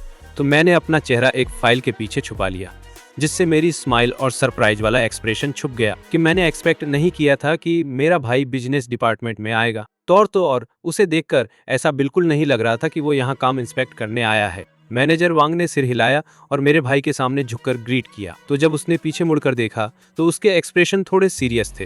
तुरंत ऑफिस में आओ। झांग ताओ ने भाई की तरफ एक लुक दिया और गुस्से में ऑफिस की तरफ चला गया। सोंग झाओ भी फॉलो करने के लिए खड़ा हुआ, बस ऑफिस की तरफ जाने ही वाला था। अचानक उसने मेरे भाई को बोलते हुए सुना, हाँ तुम ही, जिसके फेस पर अभी अभी थप्पड़ पड़ा है। जाओ मेरे लिए कुछ पीने को लेकर आओ। सोंग झाओ की बॉडी एकदम स्टिफ हो गई, तो उसने मेरे भाई की तरफ एकदम डिसबिलीफ के साथ देखा। मेरे भाई ने उसे एक कोल्ड लुक दिया। अगर तुम नहीं तो क्या मैं लाऊंगा? सोंग झाओ को अपनी मिस्टेक रियलाइज हुई तो उसने तुरंत अपोलॉजी मांगी, फिर बड़े ध्यान से पूछा, तो क्या मैं पूछ सकता हूँ कि आप क्या पीना चाहेंगे? मेरे भाई ने कैजुअली कहा, कुछ भी चलेगा, मीटिंग रूम कहाँ है? हाँ सब रेडी है, मैनेजर वाड़बड़ी और रिस्पेक्ट के साथ कहा, कई तरफ आइए, इधर से ये रास्ता सीधा वहीं ले जाएगा। मैनेजर वांग मेरे भाई को ऑफिस की तरफ ले गई और वो सोंग झाओ के बगल से निकले। उन्होंने तो सोंग झाओ को एकदम गुस्से वाली लुक भी दी। सोंग झाओ की कुछ बोलने की हिम्मत नहीं हुई और वो जल्दी से पेंट्री की तरफ निकल लिया। तो जब सब मीटिंग रूम के अंदर चले गए तो ऑफिस में एक चैन की सांस सुनाई दी। तो मैं काफी क्यूरियस था कि आखिर मेरा भाई कंपनी में कर क्या रहा है। तो मैंने सोचा कि क्या मुझे मीटिंग रूम में जाकर चेक करना चाहिए। तो तभी मैनेजर वांग मीटिंग रूम से बाहर आई। वो सीधे मेरी तरफ चल गई। चेन, अपना सामान लो और मेरे साथ मीटिंग रूम में आओ। मैंने हाँ में सिर हिलाया, एक फोल्डर, पेपर और पेन उठाया और मैनेजर वांग के पीछे मीटिंग रूम में चला गया। जैसे ही मैंने एंटर किया मुझे तुरंत मेरा भाई दिख गया। वो लंबिल की हेड सीट पर बैठा था। तो उसने मेरी तरफ देखा तक नहीं और मैंने भी ऐसा प्रिटेंड किया जैसे मैं उसे जानता ही नहीं। मैनेजर वांग ने मुझे मेरे भाई के बगल में बैठने को कहा। तभी सोंग शाओ ने हाथ में ट्रे लिए मीटिंग रूम का दरवाजा नॉक किया। एक सबकी नजरें एक साथ सोंग शाओ की तरफ घूम गई। और जब वो अंदर आया और उसने मुझे देखा तो वो एक पल के लिए एकदम स्टन रह गया। पर उसने जल्दी से अपने एक्सप्रेशन एडजस्ट कर लिए तो वो ट्रे लेकर मेरे भाई के पास गया। प्रेसिडेंट जियांग, ये रही आपकी कॉफी। मेरे भाई ने अपने सामने रखी कॉफी को देखा, उसे उठाया और एक छोटा सा सिप लिया। फिर उसने उसे थूक दिया और कप टेबल पर रख दिया। कि कितनी कड़वी है यार, क्या मुझे कड़वाहट से मारने का इरादा है? सोंग झाओ पैनिक कर गया और माफी मांगने लगा। आई एम सॉरी, मैं आपके लिए दूसरा कप बना देता हूँ। वो कप लेकर बाहर चला गया। वो थोड़ी ही देर में वो कॉफी का एक नया कप ले आया। मेरे भाई ने उसे फिर से उठाया, एक छोटा सिप लिया और तुरंत थूक दिया। कितनी ज्यादा मीठी है, क्या मुझे डायबिटीज देने का इरादा है? सोंग झाओ ने फिर से माफी मांगी। I am sorry. तो मैं अभी इसे बदल कर लाता हूँ। सोंग झाओ कॉफी लेकर फिर से वापस गया। मेरे भाई ने फिर भी उसे उठाया, एक घूंट पिया और थूक दिया। इसमें दूध नहीं है, मुझे ऐसे पीने की आदत नहीं है। सोंग शाओ ने तुरंत दूध वाली एक और कप बनाई। इस बार मेरे भाई ने उसे पिया तक नहीं। उसने अपनी उंगली से उसे टच किया, उसकी टोन एकदम कोल्ड थी। ये थोड़ा दूसरा लेकर आओ। सोंग शाओ ने अपने होंठ भींचे पर फिर वो ओबीडियंटली इसे बदलने बाहर चला गया। जब मेरा भाई सोंग शाओ के लिए चीजें मुश्किल कर रहा था तब किसी ने भी उसकी मदद के लिए कुछ नहीं बोला। मुझे पता था कि भाई ये सब सिर्फ मेरे लिए कर रहा है। ये सब भाई की गुड इंटेंशंस ही थी। ऑब्वियसली मैं इतना अनग्रेटफुल नहीं होने वाला था। रही बात नई अपॉइंटेड मैनेजर वांग की, तो वो एक इंटर्न के चक्कर में मेरे भाई जैसे बड़े क्लाइंट को ऑफेंड करना अफोर्ड नहीं कर सकती थी। एक इंटर्न और मेरे भाई जैसे मेजर क्लाइंट को ऑफेंड करना। तो इस बार सोंग झाओ थोड़ी देर तक ब्रेक रूम में ही रुका रहा, ये श्योर करने के बाद कि वो अब कोई मिस्टेक नहीं करेगा।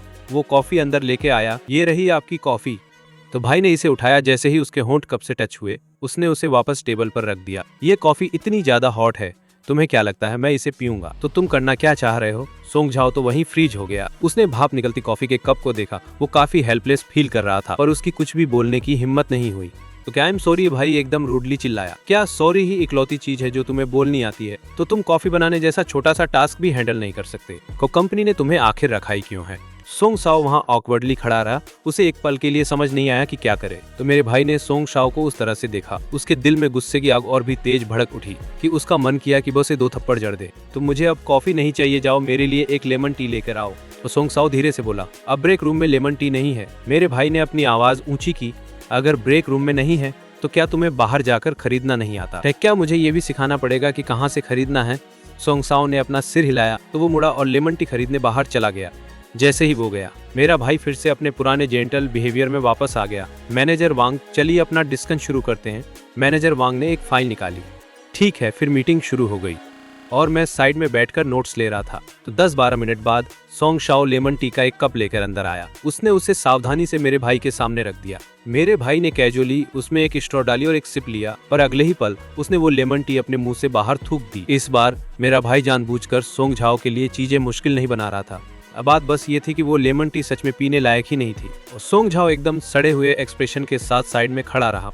ये देखकर मेरे भाई ने वापस अपना वही पुराना अकड़ वाला लुक अपना लिया। अगर तुझे ये सब काम नहीं करने तो साफ बोल दे, मेरे लिए ऐसी डिस्गस्टिंग चीज खरीदने की कोई जरूरत नहीं है। भाई के चेहरे पे एक नफरत वाले भाव थे। सोंग झाओ ने खुद थोड़ा डिफेंड करने की कोशिश की। इस शॉप की लेमन टी बहुत अच्छी बिकती है। तो मेरे भाई ने लेमन टी का कप साइड में रख दिया। उनका चेहरा चिढ़ से भरा हुआ था।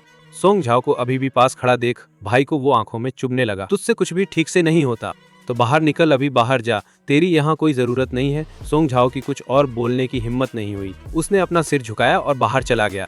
जैसे ही वो बाहर निकला उसकी टक्कर सीधे जियांग टाओ से हो गई। जियांग टाओ गर्दन उचकाकर मीटिंग रूम के अंदर झांकने की कोशिश कर रहा था। सोंग झाओ को सिर झुकाए हुए परेशान हालत में बाहर आते देख उसके चेहरे पर साफ मजे लेने वाली हंसी आ गई। ये आवारा कुत्ता कहाँ से आ गया, इसकी ये उतरी हुई शक्ल तो देखो, पक्का इसकी अच्छे से बैंड बजाई गई है। सोंग झाओ जियांग के चक्कर में नहीं पड़ना चाहता था कि पर जियांग टाओ की अगली बात सुनकर वो वहीं जम गया कि सीईओ जियांग पक्का जियांग चेन का बदला ले रहे हैं और जिस तरह से तूने पहले उसके साथ बिहेव किया था तो इसी टॉर्चर के लायक है। सोंग जिया की आंखें फटी की फटी रह गईं। उसने एक बार मीटिंग रूम की तरफ देखा और फिर जियांग टाओ की तरफ। सीईओ जियांग भला जियांग चेन के लिए अपना गुस्सा क्यों निकालेंगे। जियांग टाओ के चेहरे पर एकदम बेफिक्र वाले एक्सप्रेशन थे। मैंने जियांग चेन को सीईओ जियांग की कार से उतरते देखा था कि तू कह रहा है कि वो एक दूसरे को नहीं जानते, अगर ऐसा होता तो क्या वो उनकी कार से उतरता। सोंग जिया का चेहरा एकदम उतर गया और अजीब सा हो गया। उसे पहले भी ये सब काफी अजीब लगता था क्योंकि जियांग यांग उसके साथ ऐसा बर्ताव क्यों कर रहे हैं, और अब उसे एक पल में सब समझ आ गया और उसे बहुत शर्मिंदगी हुई। तो उसके अंदर नफरत, जलन और गुस्सा एक साथ भर गया। साइड में लटके सोंग झाओ के हाथ गुस्से में भिंचकर मुट्ठियां बन गए। उसने एक डार्क लुक के साथ मीटिंग रूम के दरवाजे की तरफ देखा, फिर उसने जियांग टाओ को धक्का दिया और वहां से चला गया। मेरा भाई कॉर्पोरेशन मेनली मेरा बदला लेने और मेरा गुस्सा शांत करने आया था। अब जब उसने उस बंदे को सबक सिखा दिया था तो वहां ज्यादा देर रुकने का कोई मतलब नहीं था। इसलिए आधे घंटे बाद भाई मीटिंग रूम से बाहर निकल आए तो उन्होंने मैनेजर वांग की तरफ मुस्कुराते हुए देखा कि बाकी की बातें आप मेरे असिस्टेंट के साथ डिस्कस कर सकते हैं, तो मेरा एक क्लाइंट के साथ अपॉइंटमेंट है तो अब मैं निकलूंगा। मैनेजर वांग, मुझे बाहर तक छोड़ने की जरूरत नहीं है, बस अपने इस छोटे से इंटर्न से कहिए कि वो मुझे बाहर तक छोड़ आए। मैनेजर वांग ने सिर हिलाया तो उन्होंने मुस्कुराते हुए मुझसे कहा, जियांग चेन जरा सीईओ झांग को बाहर तक ड्रॉप कर दो। मैंने सिर हिलाया, जी मैनेजर वांग, इस तरफ से प्लीज। तो मेरे भाई ने अपना सनग्लासेस पहना और सीधे लिफ्ट तक मेरे पीछे पीछे आए। हमारी पहचान रिवील ना हो जाए इसलिए मैंने पूरे रास्ते जियांग यांग से कोई बात नहीं की। हम दोनों लिफ्ट तक पहुंच गए। मैंने इतनी धीरे आवाज में बात की जो सिर्फ हम दोनों को सुनाई दे सके। मैंने उन्हें थैंक्स बोला। भाई के चेहरे पर एक हल्की सी स्माइल आ गई तो फिर वो लिफ्ट लेकर कॉर्पोरेशन से चले गए। तो भाई को विदा करने के बाद मैं अपनी डेस्क पर वापस आ गया। अभी मैं ठीक से बैठा भी नहीं था कि मुझे मैनेजर वांग के ऑफिस में बुला लिया गया। ऑफिस जियांग और सोंग झाओ एक लाइन में खड़े थे। डेस्क की तरफ मुंह किए हुए मैनेजर वांग कुछ कर रही थी। उन्होंने धीरे से अपना थर्मस खोला, उस पर फूंक मारी और फिर एक घूंट लिया। क्यों, क्या तुम लोगों को पता है कि मैंने तुम सबको यहाँ क्यों बुलाया है? हमने कुछ नहीं कहा। मैनेजर वांग ने थर्मस टेबल पर रखा और ऊपर देखा तो उनके चेहरे पर अभी भी वही स्माइल वाले एक्सप्रेशन थे। तो उन्होंने सबसे पहले मेरी तरफ देखा। उनके चेहरे की स्माइल अब और भी ब्राइट हो गई थी। चेन, आज तूने बहुत सही काम किया, जाओ और इसी तरह अच्छा काम करते रहो। मैंने सिर हिलाया और बिना कुछ बोले बाहर आ गया। जैसे ही मेरा पैर ऑफिस के दरवाजे से बाहर निकला, अंदर से मैनेजर वांग की डांटने की आवाज आने लगी और जियांग टाओ के बीच हुई उस बहस को लेकर मैनेजर वांग ने दोनों की अच्छे से क्लास लगा दी। ये शायद ऑफिस के बाकी लोगों के लिए एक वार्निंग थी। मैनेजर वांग ने जानबूझकर दरवाजा खुला रखा था ताकि उनकी आवाज हर किसी को सुनाई दे सके। जियांग टाओ ने कई बार बीच में बोलने की कोशिश की पर हर बार मैनेजर वांग ने उसे चुप करा दिया। वो बस फ्रस्ट्रेशन में अपना मुंह बंद करके खड़ा रह गया। पर इस बार मैनेजर वांग के लेक्चर का असली टारगेट सोंग झाओ था। मैनेजर वांग बार बार सोंग झाओ को सुनाई जा रही थी। पहले तो ऑफिस के टाइम पर जियांग टाओ के साथ बहस करने के लिए, फिर मेरे भाई को ठीक से अटेंड न कर पाने के लिए। तो सीईओ जियांग एकदम सही कह रहे थे। एक ऐसा इंटर्न जो कॉफी तक नहीं बना सकता, जो इतना छोटा सा टास्क हैंडल नहीं कर सकता, कंपनी को तेरी जरूरत ही क्या है? मैनेजर वांग का सारा गुस्सा सोंग झाओ पर फूट रहा था। वो जियांग टाओ मजे से साइड में खड़ा होकर ये सारा ड्रामा देख रहा था। सोंग झाओ अपने बचाव में कुछ बोलना चाहता था पर उसे समझ ही नहीं आ रहा था कि क्या कहे। तो वो बेवकूफ नहीं था। अगर इस वक्त उसने मैनेजर वांग से पंगा लिया तो 1 महीने की इंटर्नशिप के बाद उसका यहाँ टिकना मुश्किल हो जाता। उसने बार बार माफी मांगी, आई एम सॉरी मैनेजर वांग, तो मुझे पता है मेरी गलती है, अगली बार से पक्का ज्यादा केयरफुल रहूंगा। अब मैनेजर वांग का ज्यादातर गुस्सा अब शांत हो चुका था। सोंग झाओ का अच्छा एटीट्यूड देखकर उनका आगे कुछ और बोलने का इरादा नहीं था तो उन्होंने हाथ हिलाया, ठीक है, फ्यूचर में थोड़ा संभल कर रहना, कभी कभी छोटी छोटी डिटेल्स ही सक्सेस या फेलियर डिसाइड करती हैं। सोंग झाओ ने अपना सिर झुका लिया। उसने ऐसा प्रिटेंड किया जैसे वो उनकी बातें बहुत सीरियसली सुन रहा हो। मैनेजर वांग, मैं समझ गया।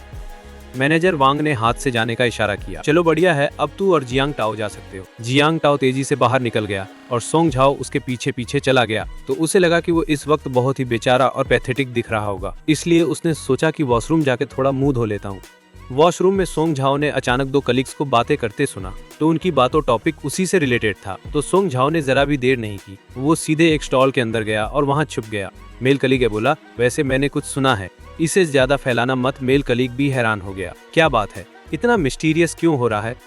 मेल कलीग ने अपनी आवाज धीमी कर ली। पिछले दिन मैं एचआर डिपार्टमेंट के पास से गुजरा और वहाँ एक बड़ी अफवाह सुनी और पता चला है कि इंटरव्यू के टाइम पर उन्हें ऊपर वालों से कुछ इंस्ट्रक्शंस मिले थे, तो उन्हें बोला गया था कि किसी एक नए बंदे को खास फेवर दिया जाए। मेल कलीग भी फिर से हैरान रह गया, असंभव, क्या सीईओ बाई को इस तरह के बैकडोर डीलिंग से सबसे ज्यादा नफरत नहीं है? तो मेल गे ने भी अपना सिर हिलाया, किसे पता, पर मैंने सुना है कि एचआर मैनेजर ने गलत इंसान को चुन लिया। जिस बंदे को स्पेशल ट्रीटमेंट मिलना चाहिए था उसे मिला ही नहीं। उसी बैच के एक दूसरे इंटर्न को गलती से वो लकी इंसान समझ लिया गया। मेल कलीग भी एकदम शॉक हो गया। तू सोंग झाओ की बात तो नहीं कर रहा है ना? सचे और जियांग टाओ को पहले काफी फेवर मिल रहा था, तो बाहर वो दोनों अभी बातें कर रहे थे, पर सोंग झाओ को अब कुछ साफ सुनाई नहीं दे रहा था। स्पेशल ट्रीटमेंट वाला टारगेट गलत निकला और जिसे वो मिलना चाहिए था उसे मिला ही नहीं। सोंग झाओ को अचानक इंटरव्यू वाला दिन याद आया और जियांग चेन ने एकदम सेम टू सेम सूट पहने थे। उस छोटे असिस्टेंट ने तो उन्हें एक एक्स्ट्रा लुक भी दिया था। असली बात ये थी कि उसने जियांग चेन की जगह ले ली थी, इसीलिए तो बाद में उसे इतना ज्यादा फेवर मिल रहा था। सोंग झाओ को लगा था कि जियांग चेन पर झाओ रोंगेर इसलिए मेहरबान है क्योंकि उसने आगे बढ़ने के लिए गलत तरीके अपनाए हैं, ताकि वो और जियांग टाओ उसे दबा न सकें। यहाँ तक कि उसने खुद झाओ रोंगेर के पास जाने की पहल की थी। उस दिन ऑफिस में जो कुछ भी हुआ उसे याद करके उसे घिन आने लगी। भगवान ही जानता है कि उस दिन घर जाकर सोंग झाओ ने कितनी बार ब्रश किया होगा। उसने लगभग तक ब्रश किया जब तक उसके मुंह से खून नहीं आ गया, तो वो खुद से बड़बड़ाया। तो ये सारा स्पेशल ट्रीटमेंट सिर्फ इसलिए था क्योंकि उन्होंने मुझे गलती से जियांग चेन समझ लिया था। मुझे समझ जाना चाहिए था, ताकि मैंने बस अभी हाथ का काम खत्म ही किया है। तभी मुझे अपने भाई का मैसेज मिला, जियांग चेन तेरी छुट्टी हो गई क्या? मैंने लगभग तुरंत रिप्लाई किया, बस निकलने ही वाला हूँ। क्या हुआ भाई? भाई ने तुरंत जवाब दिया, का काम खत्म करके सीधे अंडरग्राउंड गैराज में आ जा, वो गाड़ी में तेरा वेट कर रहा होगा। रिप्लाई किया, ओके। जियांग यंग के साथ घर जाने की बात तय करने के बाद मैंने बाई लुओ यान को इन्फॉर्म करने के लिए मैसेज भेज दिया। बाई लुओ यान का मैसेज वापस आया कि उसकी भी आज रात एक सोशल मीटिंग है। जब मैंने सुना कि बाई लुओ यान का कोई इवेंट है, तो मैंने उससे पूछा कि क्या उसे आज रात ड्रिंक करनी पड़ेगी, क्या ये कोई कॉकटेल पार्टी है या फिर कोई बैंक्वेट? बाई कहाँ पर है? बाई लुओ यान असल में उस वक्त डॉक्यूमेंट से हैंडल कर रही थी। तो मैसेज की टोन सुनते ही उसने अनजाने में फोन की तरफ देखा। स्क्रीन पर मैसेज देखते ही उसके होठों पर एक हल्की सी स्माइल आ गई। उसने अपना पेन नीचे रखा, उसने फोन उठाया और उंगलियां स्क्रीन पर तेजी से चलने लगी। बाई लुओ यान ने जवाब दिया, मुझे कुछ ड्रिंक्स लेनी पड़ेंगी। टेंशन मत लो, मुझे कुछ नहीं होगा। मैंने बाई लुओ यान का जवाब देखा और थोड़े तेवर चढ़ाते हुए टाइप किया, तो क्या तुम्हें एक मेल डांस पार्टनर की जरूरत है? तो जब बाई लुओ यान ने ये सेंटेंस देखा तो उसके चेहरे की मुस्कान और भी बढ़ गई। वो और भी खिल उठी, जरूरत नहीं है, तो ये बस एक छोटी सी कॉकटेल पार्टी है, तो मैं बस कुछ मिनट वहाँ रुकूंगी और फिर निकल जाऊंगी। मैंने चुपके से चैन की सांस ली। तभी लुओ यान का एक और मैसेज आया, क्या जियांग चेन फिक्रमंद है? क्या ख्याल है, तुम मेरे साथ चलोगे? मुझे अपनी आंखों के ठीक सामने रहने दो, तब तो तुम पूरी तरह रिलैक्स रहोगे ना। तो मेरे पास बोलने के लिए शब्द ही नहीं बचे थे कि मुझे समझ नहीं आया कि क्या कहूँ। बाई लुओ यान ने काफी देर इंतजार किया। मेरी तरफ से अभी भी कोई जवाब नहीं आया था। वो अपने दाहिने हाथ से कैजुअली फोन से खेलने लगी। उसके होठों की मुस्कान अभी तक गायब नहीं हुई थी। मैं काफी देर बाद मैंने फाइनली रिप्लाई किया, जरूरत नहीं है, मुझे तुम पर ट्रस्ट है। मैंने पहले ही अपने भाई के साथ जाने का प्रॉमिस कर दिया है, मैं अपना प्रॉमिस नहीं तोड़ सकता। मैंने लुओ यान को एक बेचारा सा दिखने वाला मैसेज भेजा, ऐसा है क्या? तो जियांग चेन आराम से भाई यांग के साथ घर जाए, सब ठीक हो जाएगा। मेरे होठों के कोने अनजाने में ऊपर उठ गए। मैं अपने भाई के साथ ही घर जाऊंगा, तो तुम अपने सोशल इवेंट पर जाओ, घर आने में ज्यादा लेट मत करना। बाई लुओ यान ने अपने फोन पे मैसेज देखा और मुस्कुरा दी। तो वो बैलुओ के साथ चैट खत्म करने के बाद मैंने अपने हाथ का बचा हुआ काम पूरा किया और फिर मैंने अपना सामान पैक किया और ऑफिस से निकलने की तैयारी की। तो मैं खड़ा हुआ और लिफ्ट की तरफ चल दिया। मैंने नोटिस नहीं किया कि सोंग झाओ मेरे पीछे पीछे आ रहा था। सोंग झाओ ने देखा कि मैं पहले बेसमेंट लेवल पर जा रहा हूँ। वो पार्किंग लॉट था जियांग चेन के पास, तो कोई कार नहीं थी। वो वहाँ क्यों जा रहा था? सोंग झाओ ने जरा भी देर नहीं की, उसने दूसरी लिफ्ट ली और पीछे पीछे चल दिया। जैसे ही वो लिफ्ट से बाहर आया, उसने मुझे एक कार की तरफ जाते हुए देखा। जैसे ही मैं पास पहुंचा, ड्राइवर की सीट पर बैठा ड्राइवर बाहर निकल आया। उसने मेरे लिए कार का दरवाजा खोला। तो जब कार का दरवाजा खुला तो सोंग झाओ ने जियांग यांग को देखा। वो काफी देर से कार में वेट कर रहा था। जैसे ही उसने मुझे देखा, मेरे भाई के चेहरे पर एक प्यारी सी स्माइल आ गई। वो मुझसे काफी क्लोज लग रहा था। उसने मुस्कुराकर मुझे कार में बैठने के लिए बुलाया। मैंने भी मना नहीं किया। मेरे बैठने के थोड़ी देर बाद कार वहां से तेजी से निकल गई। मैं अपने भाई से बातें कर रहा था। अचानक मुझे रियर व्यू मिरर में एक परछाई दिखी। शायद वो तभी की आवाज ने मेरा ध्यान वापस खींचा। जियांग चेन, तेरे बड़े भाई ने आज कैसा परफॉर्म किया? तो मैंने बिना सोचे उसे थम्स अप दे दिया। एकदम सुपर्ब, यांग ने टशन में अपनी ठुड्डी ऊपर की। तो जब हम घर पहुंचेंगे तो मुझे डैड और दीदी को सब बताना है। तो मैं बेपसी में हंस पड़ा। मैं अपने दिमाग में वो सीन अभी से इमेजिन कर पा रहा था। डैड और दीदी शायद एकदम हक्के बक्के रह जाएंगे। जियांग यांग को अचानक कुछ याद आया तो उसका एक्सप्रेशन थोड़ा सीरियस हो गया। हाँ, तेरे ऑफिस में जियांग टाओ नाम का भी कोई बंदा है ना? मैंने अपने भाई के एक्सप्रेशन देखकर सिर हिलाया तो मैं तुरंत गेस कर गया कि वो क्या करना चाहता है। ऐसा मत करना ब्रो, जियांग टाओ ने मुझे पहले ही तेरी कार से उतरते हुए देख लिया है। अगर तुम दोबारा आए तो सब एक्सपोज हो जाएगा। इसे यहीं छोड़ देते हैं। भले ही जियांग टाओ लोगों को नीचा दिखाता है पर उसने मुझे कोई नुकसान नहीं पहुंचाया है। ज्यादा से ज्यादा वो बस बड़ी बड़ी बातें ही करता है। मैं उसे खुद हैंडल कर लूंगा। मेरे भाई ने एक पल सोचा और सिर हिला दिया। ठीक है, मैं तेरी बात मान लेता हूँ। वैसे भी ऐसे बंदों को खुद हैंडल करना ही तेरे लिए अच्छा है। मैंने सुकून की एक हल्की सांस ली। थैंक यू भाई। जैसे ही हम घर के अंदर गए, भाई पूरे टाइम मुस्कुरा रहा था और अपने सफेद दांत चमका रहा था। तो उसने डैड और दीदी को अपने दिन भर के सारे ग्लोरियस कारनामे सुनाए। डिनर टेबल पर पूरी फैमिली बातें कर रही थी और हंस रही थी, तो मुझे एक अलग ही लेवल का सुकून महसूस हुआ।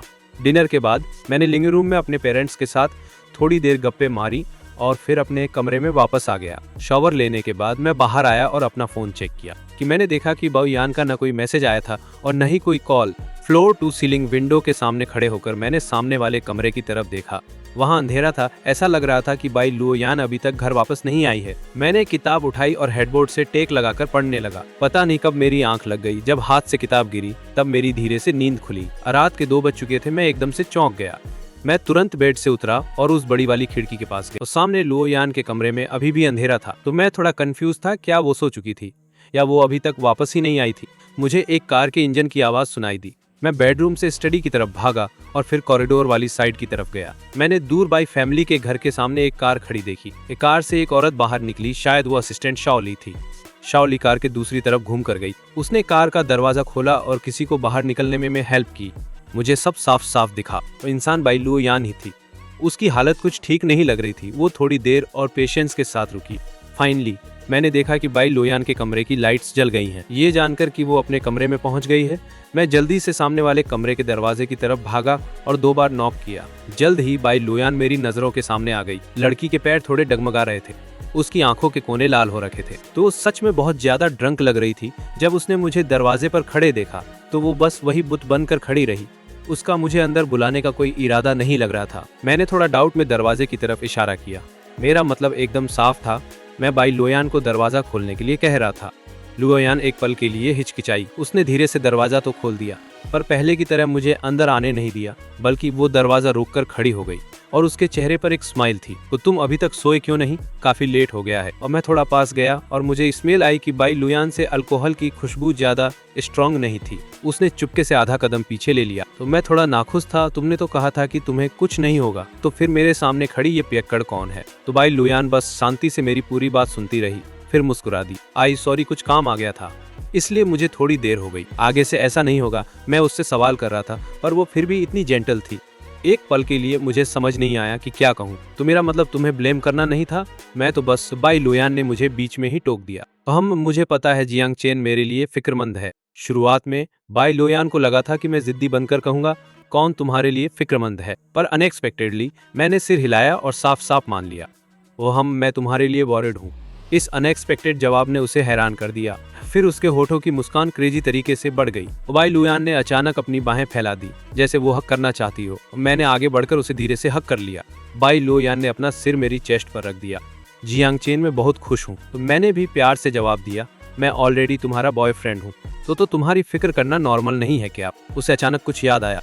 मोहम्मद, सही बात है, बिल्कुल नॉर्मल है। अब बॉयफ्रेंड तो क्या मैं तुम्हें किस कर सकती हूँ?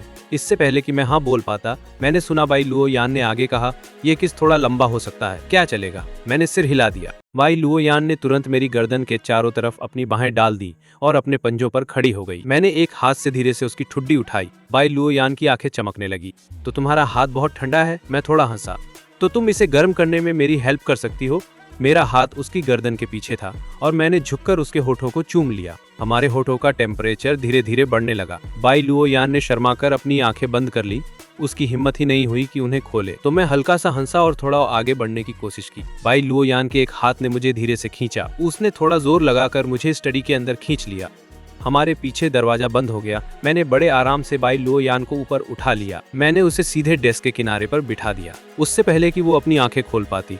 मैंने फिर से उसके होठों को चूम लिया। मुझे लगा जैसे मेरे किस करने से उसके होंठ सूज जाएंगे, पर मेरा मन ही नहीं भर रहा था। एक ही पोजीशन में हमेशा के लिए रहना सच में कंफर्टेबल नहीं कहा जा सकता। बाई लुओ यान ने अनजाने में थोड़ा स्ट्रगल किया। मैं अचानक होश में आया और रियलाइज किया कि मैंने अपना कंट्रोल खो दिया था। मैंने तुरंत उसके होठों को छोड़ दिया। सॉरी, क्या मैंने कुछ ज्यादा ही देर तक किस कर लिया। वो इतनी एम्बेरेस थी कि अपना सिर अपनी चेस्ट में छुपाने वाली थी। ये ठीक है, डेस्क पर बैठे बैठे बाई लुओ यान नीचे उतरना चाहती थी, पर मैं उसके ठीक सामने था। तो उसने धीरे से अपने हाथ से मुझे पीछे धकेला। उसकी नज़र नीचे गई। उसने वो जगह देखी जिसके बारे में बात नहीं की जा सकती। बस एक नज़र, और उसने ऐसे चेहरा घुमा लिया जैसे करंट लगा हो। मैंने बड़े आराम से नीचे देखा। उसे इतना एम्बेरेस देखकर मेरी हंसी छूट गई। इट्स ओके, इसके बारे में ज्यादा टेंशन मत लो। इस बार तो बाई लुओ यान के कान इतने लाल हो गए थे जैसे अभी खून निकल आएगा। तो वो काफी देर तक हकलाती रही, पर एक शब्द भी नहीं बोल पाई। तो उसने मुझे धीरे से धक्का दिया, जल्दी जाओ और जाके सो जाओ। तो मैंने उल्टा उसका हाथ पकड़ लिया, पर मुझे अभी तुम्हें कुछ बताना बाकी है। तो बाई लुओ यान की आंखों में एक अलग ही लेवल की एक्साइटमेंट दिख रही थी। तो फिर साथ में सोने के बारे में क्या ख्याल है? तो मैं एकदम से चौंक गया। साथ में सोना, इसकी जरूरत नहीं है। मुझे लगता है कि बेहतर होगा मैं अपने खुद के कमरे में जाकर सो जाऊं। ये गुड नाइट ये बोलकर मैं भागने के लिए मुड़ा, पर बाई लुओ यान ने मेरी कलाई पकड़ ली। वो फिर से मेरी बाहों में आकर सिमट गई। क्या जियांग चेन सच में मेरे साथ नहीं सोना चाहता? बाई लुओ यान ने धीरे से अपना गाल मेरी चेस्ट पर रगड़ा। मैंने अपना सिर हिलाया नहीं। कोई जरूरत नहीं है, बस जरूरत नहीं है। बाई लुओ यान धीरे से हंस पड़ी। तो उसने अचानक अपने होंठ मेरे एडम्स एप्पल पर टिका दिए। एक गर्म सा एहस वहां से गुजरा और तुरंत पीछे हट गया। मेरी बॉडी थोड़ी अकड़ सी गई। अगले ही पल मैंने बाई लुओ यान को छोड़ दिया। मैंने उसका कॉलर ठीक करने में उसकी हेल्प की। मेरे एक्सपीरियंस एकदम जेंटल थे। तो मैं पहले वापस जाता हूँ, तुम भी जल्दी रेस्ट कर लो। तो बाई लुओ यान शर्म से लाल हो गई। तो मैं लगभग भागते हुए अपने कमरे की तरफ गया। मैं सीधा बाथरूम में घुसा और एक ठंडे शावर के नीचे खड़ा हो गया। मेरे एडम्स एप्पल पर अभी भी लुओ यान की सांसों का एहसास बाकी था। इसकी वजह से मेरा दिमाग कंट्रोल के बाहर भटकने लगा था। जैसे ही मैं गया, बाई लुओ यान के चेहरे से वो स्माइल गायब हो गई। तो उसने अपने होठों पर हाथ फेरा। उसके चेहरे पर एक मुस्कान आई और उसने स्टडी का दरवाजा बंद कर दिया। बाई लुओ यान अपने खुद के कमरे में वापस चली गई। उसने अपने कपड़े उतारने के लिए हाथ बढ़ाया। उसकी थाई पर बंदी सफेद पट्टी साफ दिखाई दे रही थी। वो आज घर लेट इसलिए आई थी क्योंकि घर आने से पहले उसे हॉस्पिटल जाना पड़ा था। वो अपनी थाई के जख्म का इलाज करवाने गई थी। आज रात की कॉकटेल पार्टी में बाई लुओ यान ने सच में जल्दी निकलने की तैयारी कर ली थी, लेकिन बाई लुओ यान जैसी केयरफुल बंदी के खिलाफ भी किसी ने साजिश रची और उसकी ड्रिंक में नशा मिला दिया। तो जब तक से एहसास हुआ तब तक बहुत देर हो चुकी थी। तो उसने जैसे तैसे खुद को थोड़ा होश में रखने की कोशिश की। तो फिर उसने शाओली को कॉल किया और शाओली बहुत जल्दी वहां पहुंच गई। तो वो जख्मी बाई लुओ यान को वहां से ले गई। जब बाई लुओ यान की आंख खुली तब तक सुबह हो चुकी थी। तो ये सोचकर कि किसी ने उसके खिलाफ साजिश करने की हिम्मत की, बाई लुओ यान की आंखों में गुस्सा भर आया। उसने अपना फोन निकाला और शाओली को कॉल लगाया। आज रात जो कुछ भी हुआ उसकी ठीक से इन्वेस्टिगेशन करो। जी सीईओ बाई। फोन काटने के बाद बाई लुओ यान ने उसे एक तरफ फेंक दिया। उसने अपनी भौं के बीच की जगह को थोड़ा मला। तो थोड़ी थकी हुई सी उसकी नजर सामने वाले अंधेरे कमरे पर पड़ी। वो काफी देर तक एकदम शांत रही। अगर आज रात उसने चेन के साथ कुछ भी गलत किया होता तो वो बहुत दुखी होता। अगली सुबह जब मैं उठा तो एकदम फ्रेश फील कर रहा था। मैंने अनजाने में बाई लुओ यान के कमरे की तरफ देखा। बाई लुओ यान के कमरे के पर्दे अभी भी गिरे हुए थे। मुझे कुछ भी दिखाई नहीं दिया। मैं मुंह धोया, नाश्ता किया और काम पर जाने की तैयारी करने लगा। बारमली लुओ यान मेरे साथ ही निकलती है। उसका कहीं कोई अता पता नहीं था। ड्राइवर ने देखा कि मैं अभी तक कार में नहीं बैठा हूँ। जब उसकी नजर बगल वाले बाई फैमिली के घर पर पड़ी तो उसके चेहरे पर एक समझदारी वाली स्माइल आ गई। क्या छोटे मालिक मिस बाई का वेट कर रहे हैं ताकि साथ काम पर जा सकें? ये देखकर कि उसने मेरी बात पकड़ ली है, मैं थोड़ा एम्बेरेस्ड हो गया।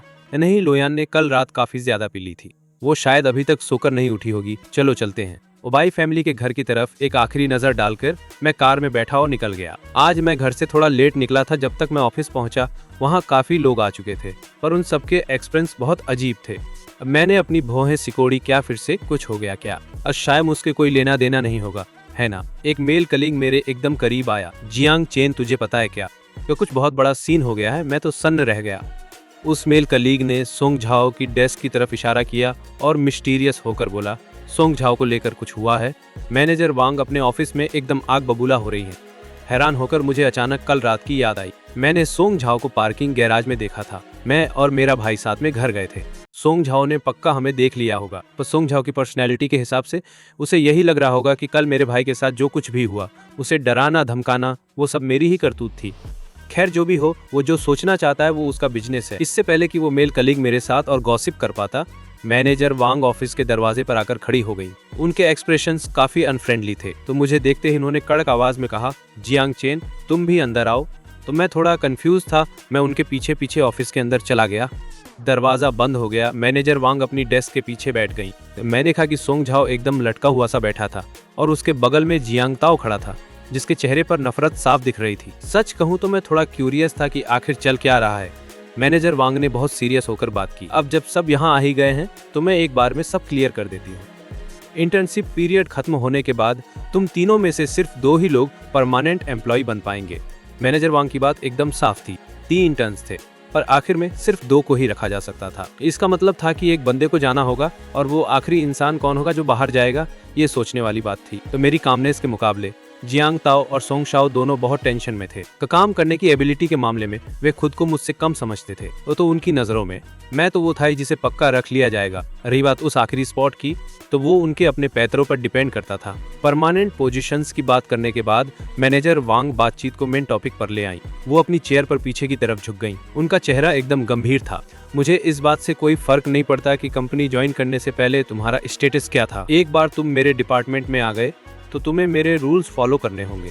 यहाँ कोई स्पेशल ट्रीटमेंट नहीं मिलेगा। तो कुछ लोगों को अपनी ये फालतू की चालबाजियां भी बंद कर देनी चाहिए। हर दिन तुम काम में जरा भी मेहनत नहीं डालते। ये किस तरह के शॉर्टकट या गलत रास्ते पर चलने की कोशिश कर रहे हो तुम लोग। मैंने नोटिस किया कि जब मैनेजर वांग ने ये बातें कही तो सोंग झाओ के एक्सप्रेशंस थोड़े बदल गए। मैनेजर वांग बहुत गुस्से में था।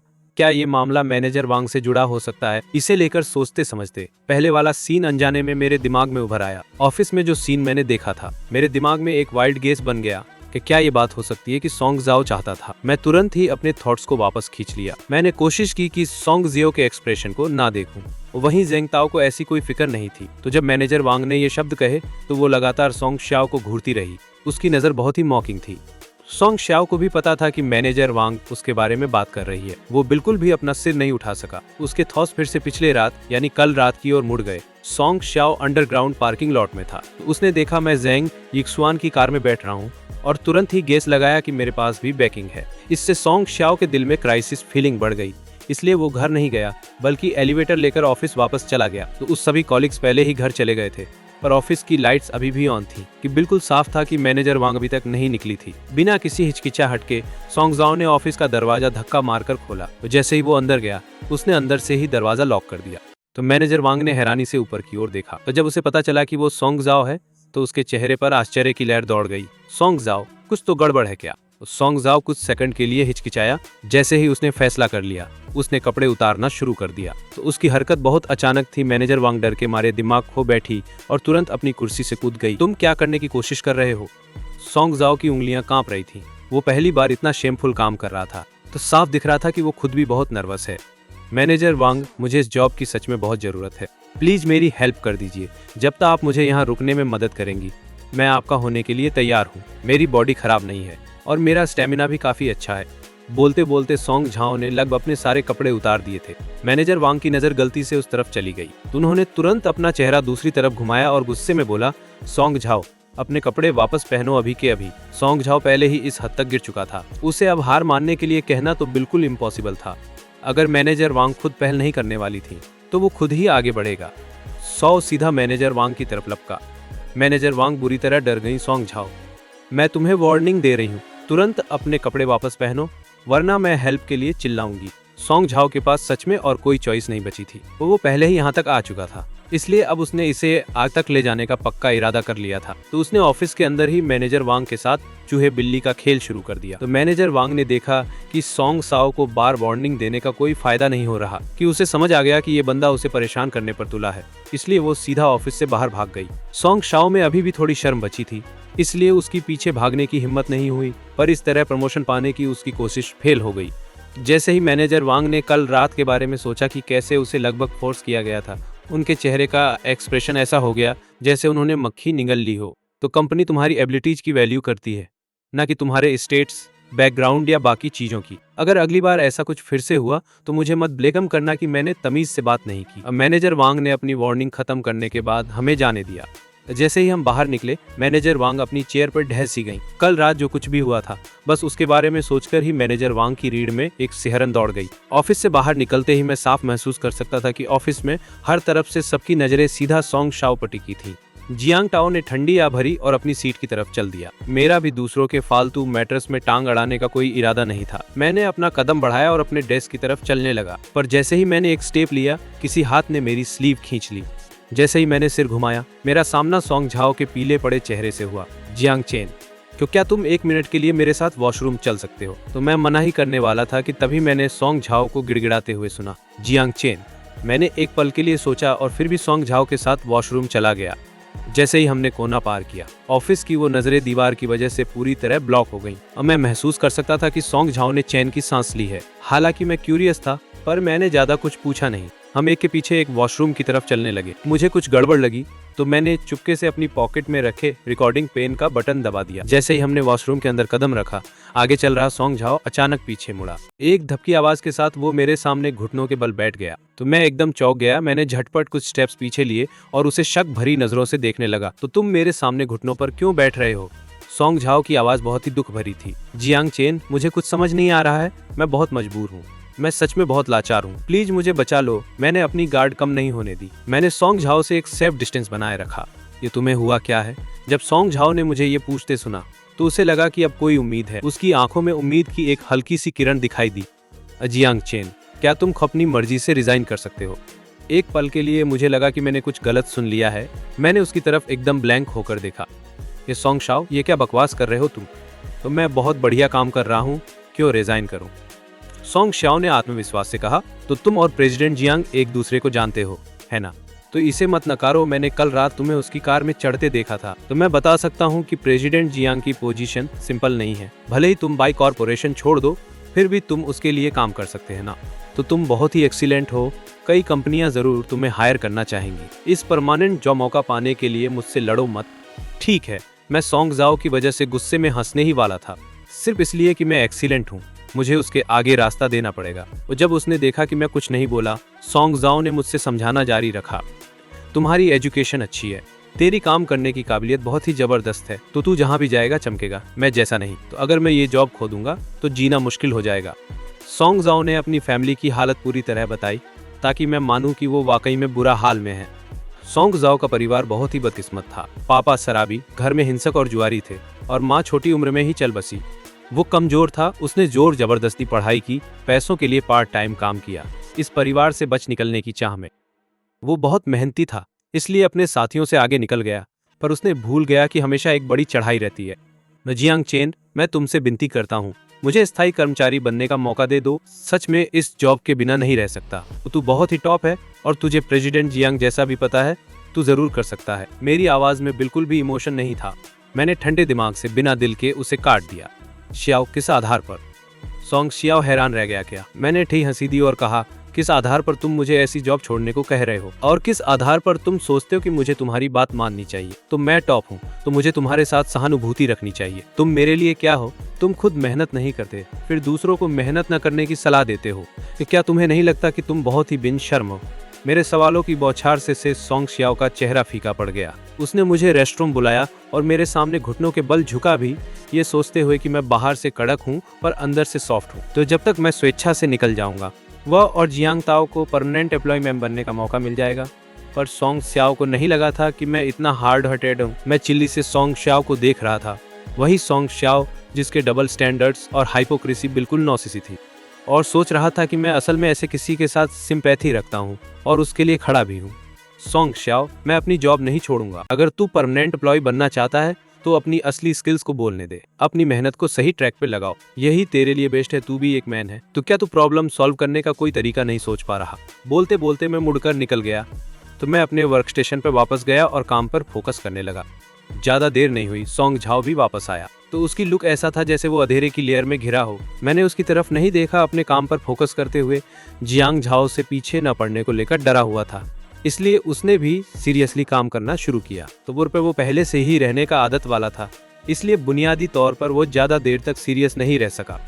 तो थोड़ी देर बजी रहने के बाद जियांग ताओ और नहीं सह सका। उसने डॉक्यूमेंट्स को साइड में रख दिया और स्लैकिंग शुरू कर दिया। सोंग शाओ रेस्टरूम से वापस आया तो वो बस अपनी डेस्क पर बैठा रहा, कुछ नहीं करता। वो बस चुपचाप वहीं बैठा रहा। मुझे नहीं पता वो कितनी देर तक बैठा रहा। उसने एक बार अपना सिर घुमाकर मेरी ओर देखा तो उसकी आंखें गहरी थी। फिर उसने अपनी आंखों की मैलिस को रिट्रैक्ट करके काम शुरू किया। लंच के टाइम में कैंटीन में जाकर खाना ले आया। कोने में उसकी सीट मिली। अचानक आगे से कोई बोलता सुनाई दिया। अब वो टॉपिक अभी भी बाई लुयान के बारे में ही था। मैंने सुना कि प्रेसिडेंट बाई आज काम पे नहीं आ रहे।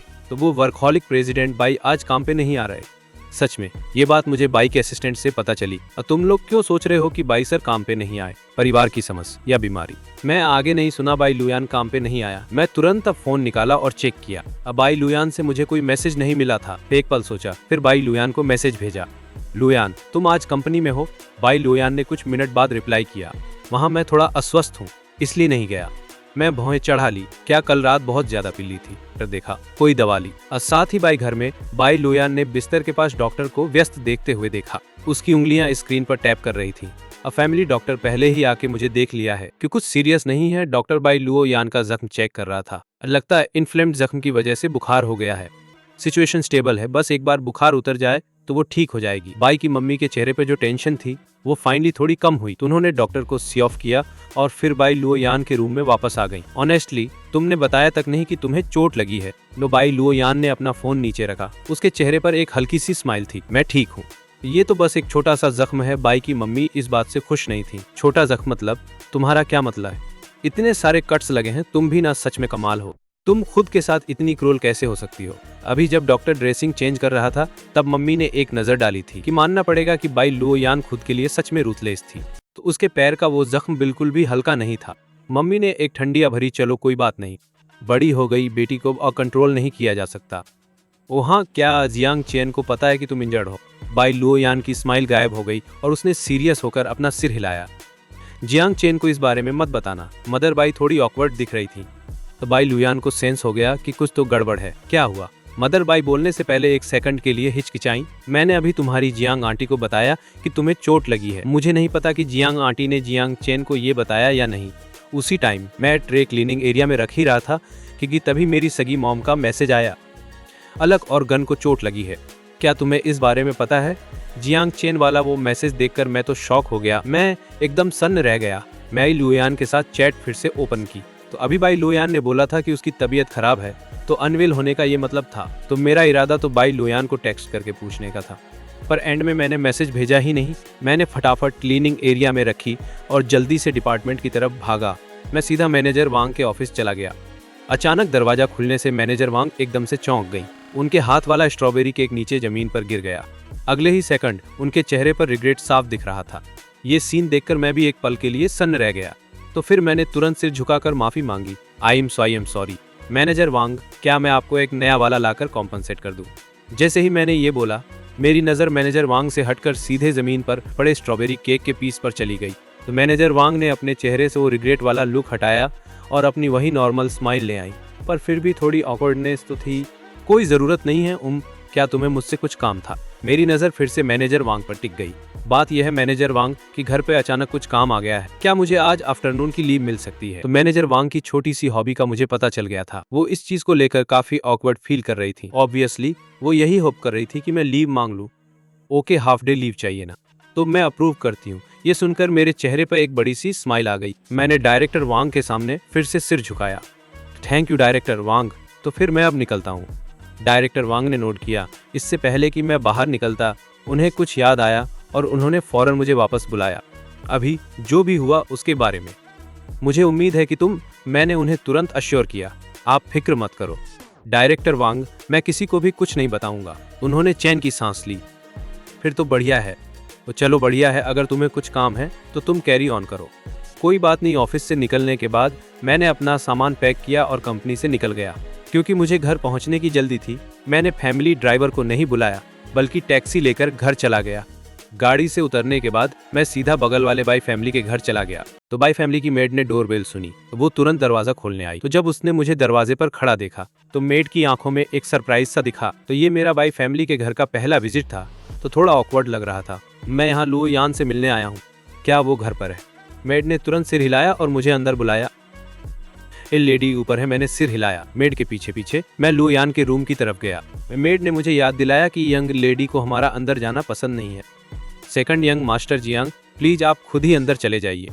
मैंने जल्दी से उसे थैंक्स बोला। हम थैंक यू। मेड के जाने के बाद मैंने एक गहरी सांस ली तो मैंने हाथ उठाया और नॉक किया। थोड़ी ही देर में किसी ने दरवाजा खोला। वो जब मदर बाई ने मुझे दरवाजे पर खड़ा देखा तो उनके चेहरे पर एक सरप्राइज सा दिखा। जियांग चेन, तुम्हें तो इस वक्त काम पर होना चाहिए था ना। तो मैंने देखा कि दरवाजा मदर बाई ने खोला है तो मुझे थोड़ा अजीब सा लगा। मैंने सुना कि लो यान को चोट लग गई है। मैं लीव लेकर वापस आ गया। वो कैसी है? मदर बाई ने कमरे में लेटी बेटी के बारे में सोचा और उनके चेहरे पर टेंशन साफ दिखने लगी। कुछ खास नहीं है, सीरियस बात नहीं है, बस जख्म में थोड़ा इन्फेक्शन हो गया है और हल्का बुखार है। मैंने तुरंत चिंता में पूछा, तुझे बुखार है तो क्या मैं अंदर जाकर उसे देख सकता हूँ? मदर बाई का चेहरा खुशी से खिल उठा। बिल्कुल देख सकते हो, जब लो यान तुम्हें देखेगी तो वो शायद आधी तो वैसे ही ठीक हो जाएगी। ऐसे टीज किए जाने पर मुझे थोड़ा ऑकवर्ड महसूस हुआ। मैं मदर बाई के पीछे अंदर चला गया। बाई लो यान ने कमरे के अंदर से ही मेरी आवाज सुन ली थी, इसलिए मुझे देखकर वो ज्यादा सरप्राइज नहीं हुई। बाई लो यान ने मेरी तरफ हाथ हिलाया। मैंने मरबाई की तरफ एक नजर डाली और बेड के पास चला गया। जैसे ही मैं पास पहुंचा, बाई लो यान ने मुझे अपनी तरफ खींच लिया। वो सीधे मेरी बाहों में आ गई। तुम वापस क्यों आ गए? मैंने रिफ्लेक्स में मदर बाई की तरफ देखा तो वो काफी समझदार थी। उन्होंने ऐसे प्रिटेंड किया जैसे कुछ देखा ही ना हो और बाहर चली गई। कमरा मेरे और बाई लो यान के लिए छोड़ दिया। जैसे ही मम्मी बाई बाहर गईं, मुझे अब ऑकवर्ड फील होना बंद हो गया। मैंने थोड़े गुस्से में उसके सिर पर धीरे से टैप किया। तुझे चोट लगी है, तूने मुझे बताया क्यों नहीं? तो बाई लोयान को पता कि अगर मैं वापस आया तो पक्का सवाल जवाब करूंगा, इसलिए वो बस स्माइल करने लगी। तो अब एक छोटा सा जख्म है, मुझे अभी भी बहुत गुस्सा आ रहा था। अब बस एक छोटा सा जख्म जिससे इन्फेक्शन हो सकता है और बुखार आ सकता है। बाई लोयान, क्या तुझे मैं इडियट लगता हूँ? ये देखकर कि बाई यान कुछ नहीं बोल रही, मैंने उसके हाथ हटाए जो मुझे हक कर रहे थे और उसके सामने बैठ गया। चोट लगी है, मुझे देखने दे। तो मैं देखना चाहता था कि ये सो कॉल्ड छोटा सा जख्म आखिर कितना छोटा है। ये सुनकर बाई लोयान ने अपने होंठ पर हाथ रख लिया ताकि वो अपनी स्माइल छुपा सके। क्या जियांग चेन सच में देखना चाहता है? मैंने उसकी तरफ देखा, जैसे मना करने का तो कोई चांस ही ना हो। देखना ही है क्या? बाई लोयान मुस्कुराते हुए बोली। चोट ऐसी जगह लगी है जहां तेरा देखना थोड़ा इनकन्वीनियंट होगा। क्या जियांग चेन अभी भी देखना चाहता है? मैं तो दंग रह गया। मेरी नजरें से बाई लोयान के लोअर बॉडी की तरफ गई। मैं एकदम हक्का बक्का रह गया। तो बाई लोयान फिर से मेरी बाहों में सिमट गई। क्या सोच रहा है? मुझे थाई पर चोट लगी है, कि ये देखना तुम्हारे लिए कन्वीनियंट नहीं होगा। मैंने बात जारी रखी, पर क्या? वो बाई लोयान के चेहरे पर एक जीत वाली स्माइल आ गई। लेकिन अगर जियांग चेन इंसिस्ट कर ही रहे हैं तो ऐसा नहीं है कि मैं दिखा नहीं सकती। थोड़ा सेक्रीफाइस तो करना ही पड़ेगा, आखिर कभी ना कभी तो तुम्हें ये देखना ही होगा। ये कहकर बाई लोयान ने कंबल हटाने की कोशिश की ताकि वो मुझे अपनी जांघ का जख्म दिखा सके। मैंने तो अपना मुंह फेर लिया। बाई लोयान, इसे वापस ढक लो, मैं अब और नहीं देख रहा, बहुत वेट कर लिया।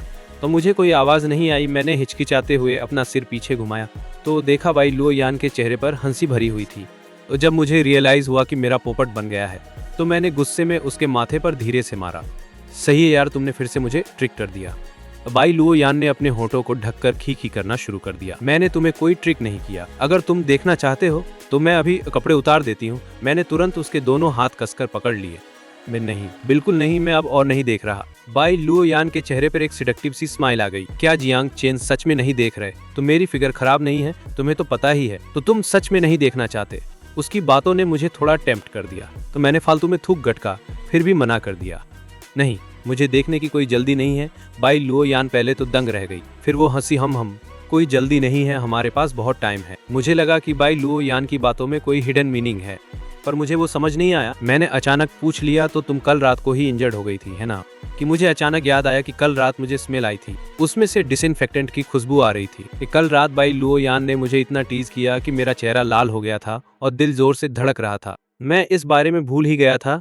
अब पीछे मुड़कर सोचूं तो कल रात मैंने बहुत सारी चीजें इग्नोर कर दी थी, जैसे कि बाई लोयान की अल्कोहल टॉलरेंस बहुत अच्छी है, फिर भी वो घर ऐसे आई जैसे नशे में हो, पर उसके पास से शराब की स्मेल बहुत कम आ रही थी। बाई लोयान कल रात ही इंजर्ड हो गई थी, पर मुझे रियलाइज तक नहीं हुआ। मेरे चेहरे पर एक गिल्टी लुक आ गया। तब बाई लोयान ने अपना हाथ घुमाया और मेरा हाथ थाम लिया। ये सच में बस एक छोटा सा जख्म है। कल रात रिसेप्शन पर मुझे चोट लग गई थी, तो मैंने तुम्हें इसलिए नहीं बताया क्योंकि मैं नहीं चाहती थी कि तुम वरी करो। मैंने उसकी तरफ देखा, मेरी आवाज में कोई इमोशन नहीं था। वो तो तुम्हें लगता है कि बाद में जब मुझे इस बारे में पता चलेगा तो मुझे चिंता नहीं होगी। तो मेरी सवालिया नजरों के सामने बाई लुओ यान ने पहले अपना सिर झुका लिया। इस बार मेरी गलती थी, आगे से ऐसा नहीं होगा। मैंने अपने होंठ भींचे और ध्यान से पूछा, तो क्या तुम मुझे बता सकती हो कि तुम्हें ये चोट कैसे लगी? वह बाई लुओ यान ने मुझे देखा। काफी बाद उसने हार मानकर आभरी और मुझे पूरी कहानी सुनाई। तो मैंने पहले भी सुना था कि कुछ मर्द पावरफुल लोगों के करीब जाने के लिए किसी भी हद तक गिर सकते हैं, तो मुझे उम्मीद नहीं थी कि बाई लुओ यान के साथ ऐसा कुछ होगा। तो मैंने उसकी तरफ देखा। मेरा दिमाग कहीं और था और मेरे मुंह से अचानक एक सवाल निकल गया, तो क्या तुम जैसे अमीर वारिसों को बचपन से ड्रग रेजिस्टेंस की ट्रेनिंग नहीं थी? वह ये सुनकर लुओ यान एक पल के लिए हैरान रह गई। फिर उसने रिएक्ट किया। उसके होठों की मुस्कान और भी गहरी हो गई। तो उसे ऐसे देखकर मुझे समझ आ गया कि मैंने कुछ गलत बोल दिया है। बाई लुओ यान, जो मैंने अभी कहा उसे तुरंत भूल जाओ। सुना तुमने? मुझे सफाई देते हुए देखकर बाई लुओ यान को बहुत अच्छा लगा। वो सीधा मेरी बाहों में सिमट गई। तुम चाहती हो कि मैं अभी जो हुआ उसे भूल जाऊं? एक तरीका है, ट्राई करना चाहोगे? मैं रह गया, कैसा तरीका? बाई लुओ यान ने मेरी बाहों में उसने अपना सिर उठाया और मेरे होंठों पर किस किया। तो मेरा दिल जोर से धड़कने लगा। मैं एक पल के लिए दंग रह गया। फिर मैंने उसका हाथ मोड़कर उसकी गर्दन का पिछला हिस्सा पकड़ा और किस को और गहरा कर दिया। हम बस किस करते रहे। मैंने बाई लुओ यान को सीधा बेड पर लिटा दिया।